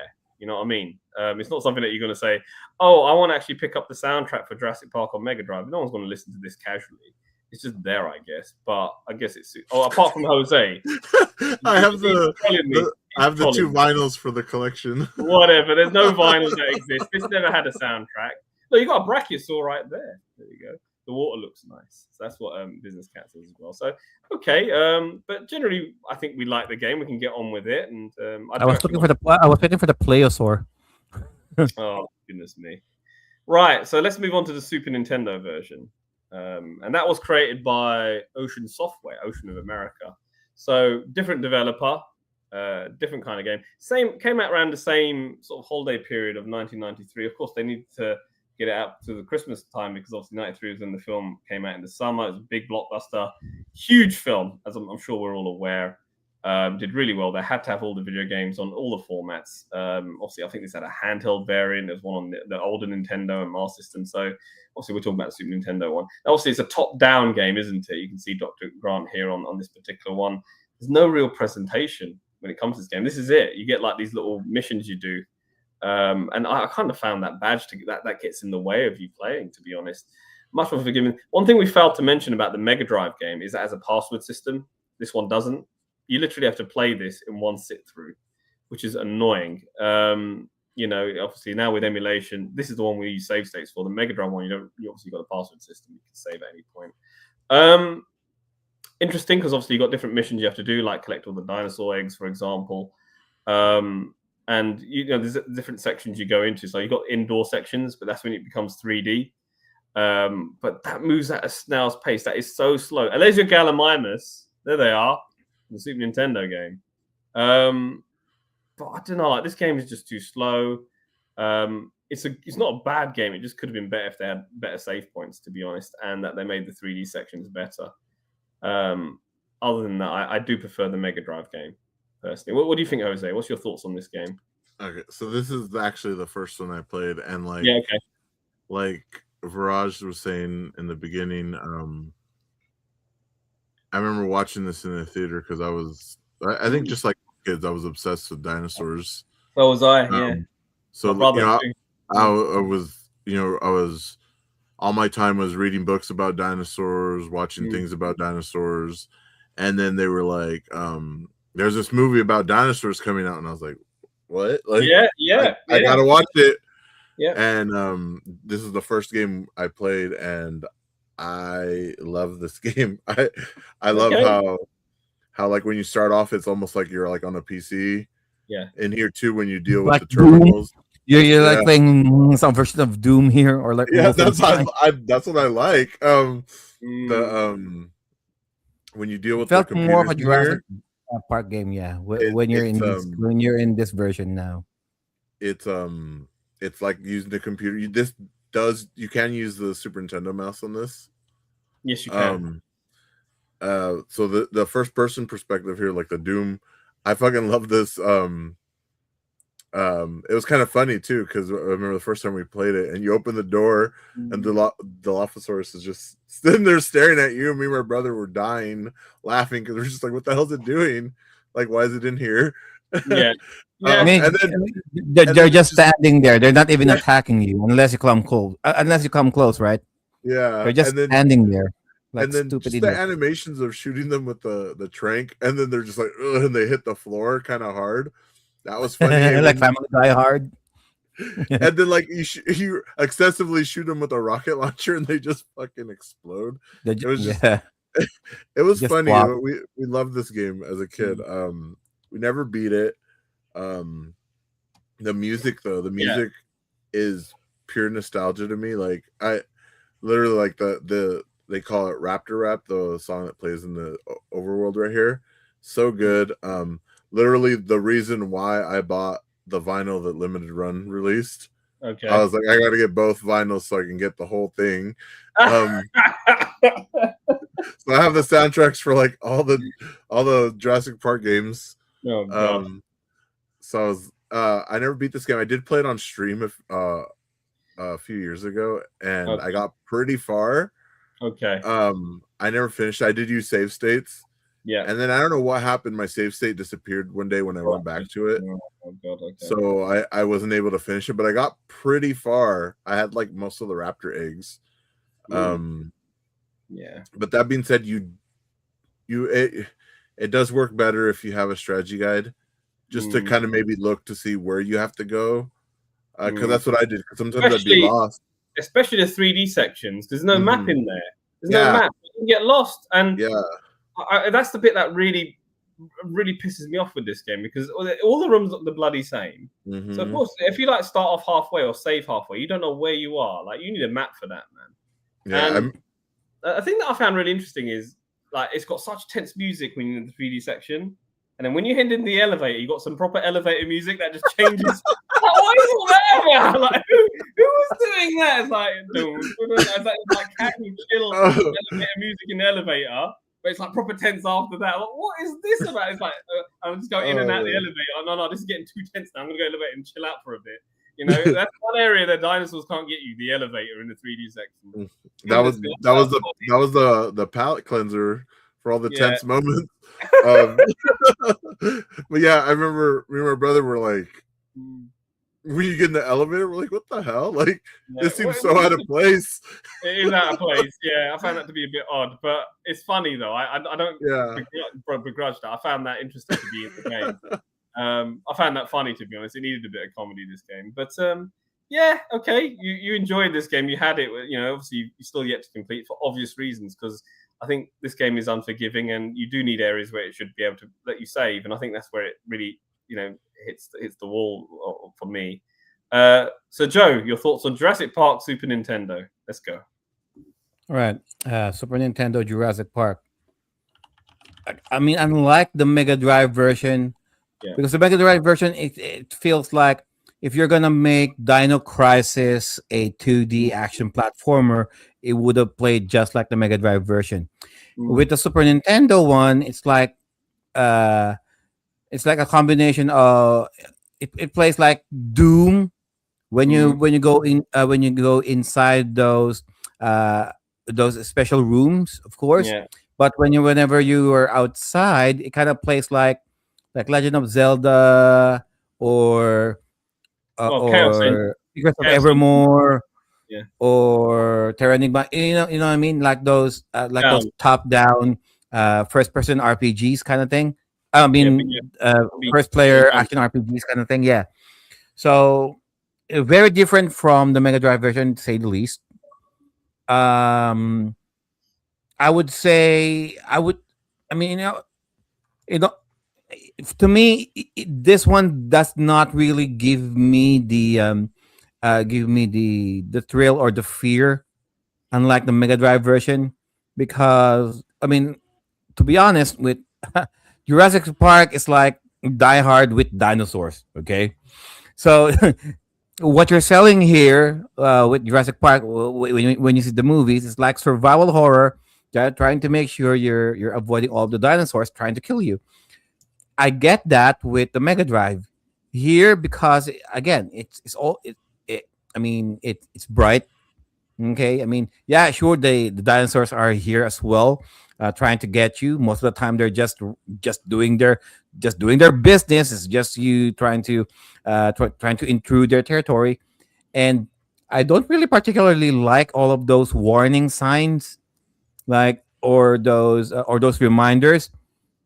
They're very Mm. repetitive. Would have been nice if it's just on the bottom of the screen, not on the top of Mm. the screen, almost like three-fourths of the screen. There, yeah, just like that.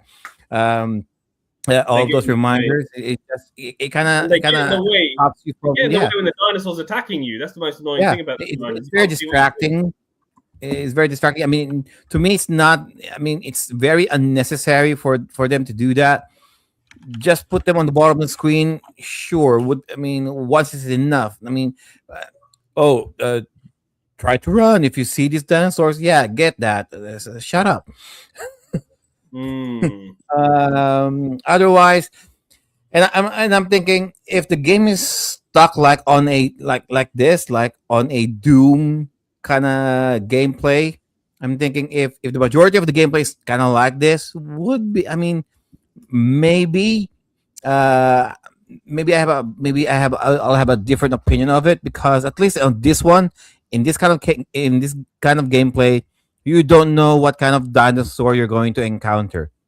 You know what I mean? Unless you open the doors, then it's going to be a surprise. Oh shit, there's a dinosaur here. I should shoot. Mm. Unfortunately, most of the time they're just targets. They're just target practice to you. They're not really Mm. attacking you aggressively as you would imagined. Mm. But yeah, I would uh, gameplay wise, it offers a little bit more variety if we're going to judge it with that. So I would edge it to Jurassic Park Super Nintendo rather than the Mega Drive Oh, because that's there's a lot interesting. more things to do here. That's interesting. Okay, fair enough. There's a lot more variety. You got this obviously the 3D section, which I found a bit haphazard to navigate around. Again, what really is the deal breaker for me is the unforgiving nature of the Super Nintendo game, and the short aspects and no map. Oh, Does the radar at the one bottom more do thing. anything? One more I don't thing. I'm not sure if it's my emulate. If it's my emulate. I don't really emulate. I'm playing this on the EverDrive. Okay. know. Okay. Whenever I go to the Doom stages, it's very slow. I'm not Yeah, sure it's if slow. it's slow for you guys as No, well. it's slow. It's just because you have to understand this was like even Doom on the Super Nintendo is quite slow. Yeah, because this was like very new technology, and one of the things that whilst the Super Nintendo could scale and it could do this sort of effect, it was just slow at doing it. It's just the way it is. If you think that's bad, there's 3D levels on the SNES RoboCop which are even worse. So this isn't too too bad to be honest compared to what it is, but it's just the nature of it.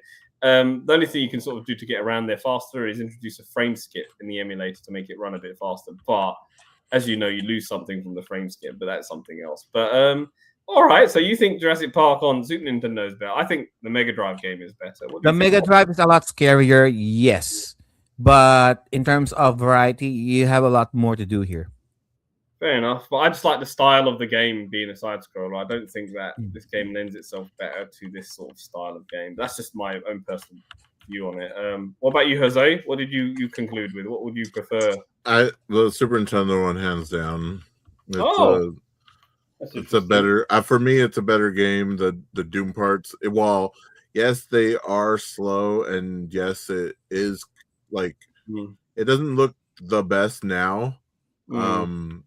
I remember as a kid, it was like mind blowing to like have it change so drastically, and I loved it. I kind of want to play this now. The issue I have with the SNES, like the SNES game, is like when you open the door, the dinosaurs just staring there looking at you. That's not really true, is it? You know, it will come at you. So that's an issue I have with the SNES game as well. But then the Genesis one has the same thing too, where they're just kind of standing there. True. There are issues. They're fixed in a position, but they do attack you. They do attack you if you get close enough. They'll see you. I don't know. Maybe it's like they went by the whole rule of stay perfectly still, it won't see you. I don't know. Like in the film with the T-Rex. I don't know. I know Business Cat's made a few comments there. This always reminds me of Chaos Engine. Chaos Engine is a top-down shooting game by the Bitmap brothers, and they did Smash TV. And Chaos Engine was a game they did. I think there's in a Megadrive version that as well we could have done, but anyway. So it's that. Does the radar at the bottom even do anything? Not seen anything on it yet. I don't know. I've not played the Super Nintendo version to that degree. We've got some other comments here, but I guess we'll probably read through it later. JDM says that he prefers the MD version. And then you have Juan Marvilla says that he prefers the SNES version of Robocop versus Terminator. So we got his verdict. But yeah, I think that's it really for today. I think we've pretty much gone through all these games and then given our views. I think this is the one that stands out as being the better one as far as the panel's concerned. But there's only 3 of us, so we've not really had much of a conclusion with this one. But due to Super Nintendo and Mega Drive, but I think all the other games, pretty much the Mega Drive was the favorite one, I think, to be fair, unless I'm wrong. But yeah, thank you for those of you who joined in the comment section. Thank you, Business Cat, and all the others who came and watched and made their comments clear in regards to their thing. I know there was another comment here by Kurt Labrado saying Aladdin different in SNES and Genesis. I was going to pick that as one of the games, but that's been done to death. I might do it in another episode if this is popular enough. Might do another one, but it's really interesting how at that time, like I said earlier, that these companies, made a totally different game for one system and another system. I think that's just really cool. I think that's awesome, and I think that's really, really interesting about that particular era. Because when we talk about ports later on, these days, it's usually the same game. I think there's something really special about that.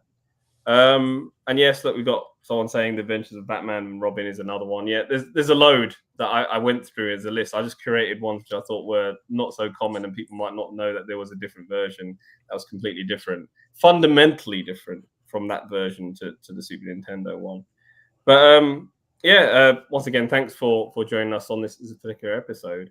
Jose, any finishing thoughts for you? Jurassic Park, SNES, the way to go. Shadowrun, play Shadowrun Returns. And then just to piggyback on Joe, Taz and Outrun, basically the same game. What the hell is wrong with you guys, man? What do you do, man? That's like, listen, Business Cat made a point earlier in the comment section. Okay, and he goes, they're basically the same game. He said, that's like, Taz doesn't have magical sound shower, all right?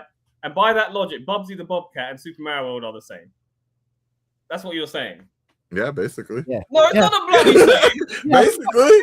Games. How can you compare something as haphazard as Bubsy Bobcat to something as precision-based and as colorful and as wonderful as Super Mario World? Same sort of thing with Outrun. A much more sort of direct, simplistic game. I get it, but you got to get to the checkpoint in time, and that's an arcade game. Whereas this thing, it's on a console. You want to have a bit more detail in there, a bit more elements of gameplay. Come on, man. You can't just be eating all the chicks before the time's run out. Tasmania has the same time clock. Whatever, man. It's not the same game, man. They're not the same. Yeah, it is the same game. It's not the same. All right? Anyways, let's do some shameless plugs. And then right? if you want Outrun is a class in itself, all right? And the scaling is so much smoother. That's what I'll say. All right? if you want Give to me play, that much. if you Give me want to that play much. The another scaling is smoother. another And the version, music is better on Outrun. The music is 10 times better than that Taz game. All right?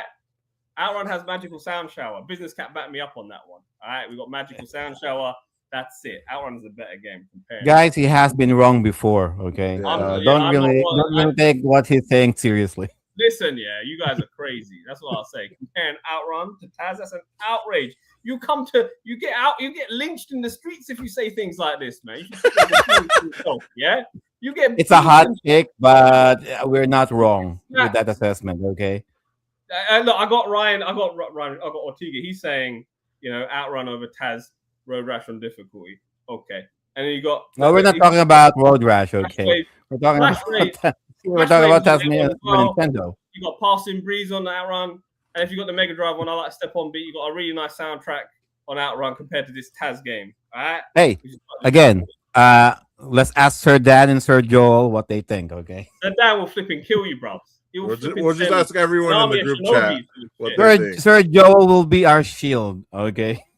So Joe ain't gonna shield you. He'll flipping kill you himself, mate. He'll be outraged because he loves Outrun too. I'll tell you that now. He'll take my side over you. But all you're doing is saying that Outrun has music. Yeah. You're not saying anything else. Hang on, you didn't listen to the points I made earlier about like the actual precision of the vehicle where you have to overtake. There's more obstacles in Outrun. It gets harder with the different. And you don't do that in Tasmania? Yeah, you have to avoid the bus, avoid the car, avoid the water, avoid the trees. It has twists and turns just like in the road. When you finish a level in Tasmania, there's a break, isn't it, before you get to the next level? With Outrun, when you get to the checkpoint, you're still driving. You still got to get to the next stage. You're still driving. It gets harder, and then you get to the next stage, and the next stage. There's a bit more concentration involved in Outrun than Tasmania because you can take a pause and you can take next. We're not talking about that. We're talking about basically you're just moving straight, curve, avoiding obstacles. That's it. They're basically the same game. Business Cat says Outrun has a blonde babe. I said that earlier. The Kiwi equals the blonde babe.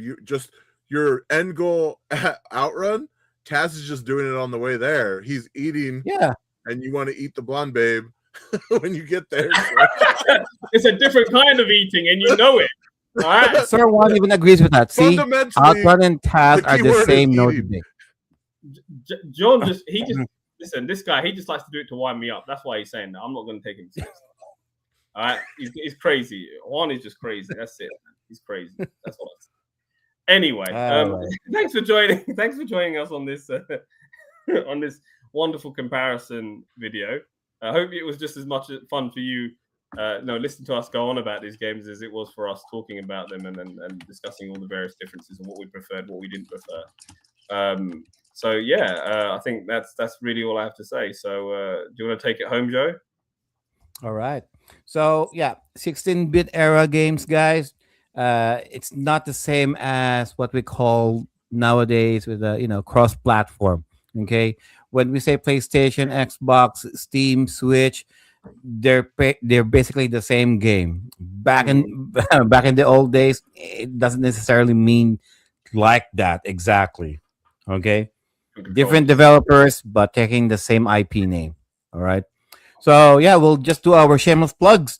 Sir Jose, where can they touch your? Oh, where can they out your run? You guys can find me here every week on the Timeless Gamer Show. Every first Saturday of the month, we will be doing our Saturday Smart Talk episode. You can find me on all socials as Dark Gothic Fate, all gaming platforms as Dark Gothic Fate. The Smart soundtrack that me and Juan, that I co-produced with Juan, is coming soon to all music platforms. So be on the lookout for that. All right, thank you for that, Sir Jose, and of course, Sir Viraj. Where can they run you out? You can run me out, right?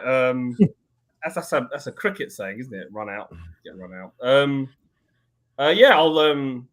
I'll be trading at the London Game Market next Saturday. For those of you in the UK, I know none of you are going to come anyway, you gits. So next Sunday, that's next 22nd of March. That's next London Game Market. You can find me on Twitter under Bygone Games UK. You can find me there. You can find me on this channel because I do frequent it every now and then when they have topics that are interesting, which they do these days. And on the Sega Genesis group on Facebook, you'll find me there as well. So yeah, Power Run equals Tasmania SNES or whatever, man. You're crazy. Wind up. This channel is full of piss takers and wind up merchants. That's what they are. Anyway, good fun. Right. All right. So that's the episode, guys. Thank you all so much for staying this long, staying tuned to the program, and hopefully we will have Sir JDM and Sir Joe will be back next on the next episode next week. All right, and thank you all so much. And as always, our games and our bodies may grow out of date, but our gaming experiences will forever remain. Hey, dun, dun, dun, dun, dun, dun. How much? There you go. Goodbye, See you everyone. guys. Bye. Thank you all so much.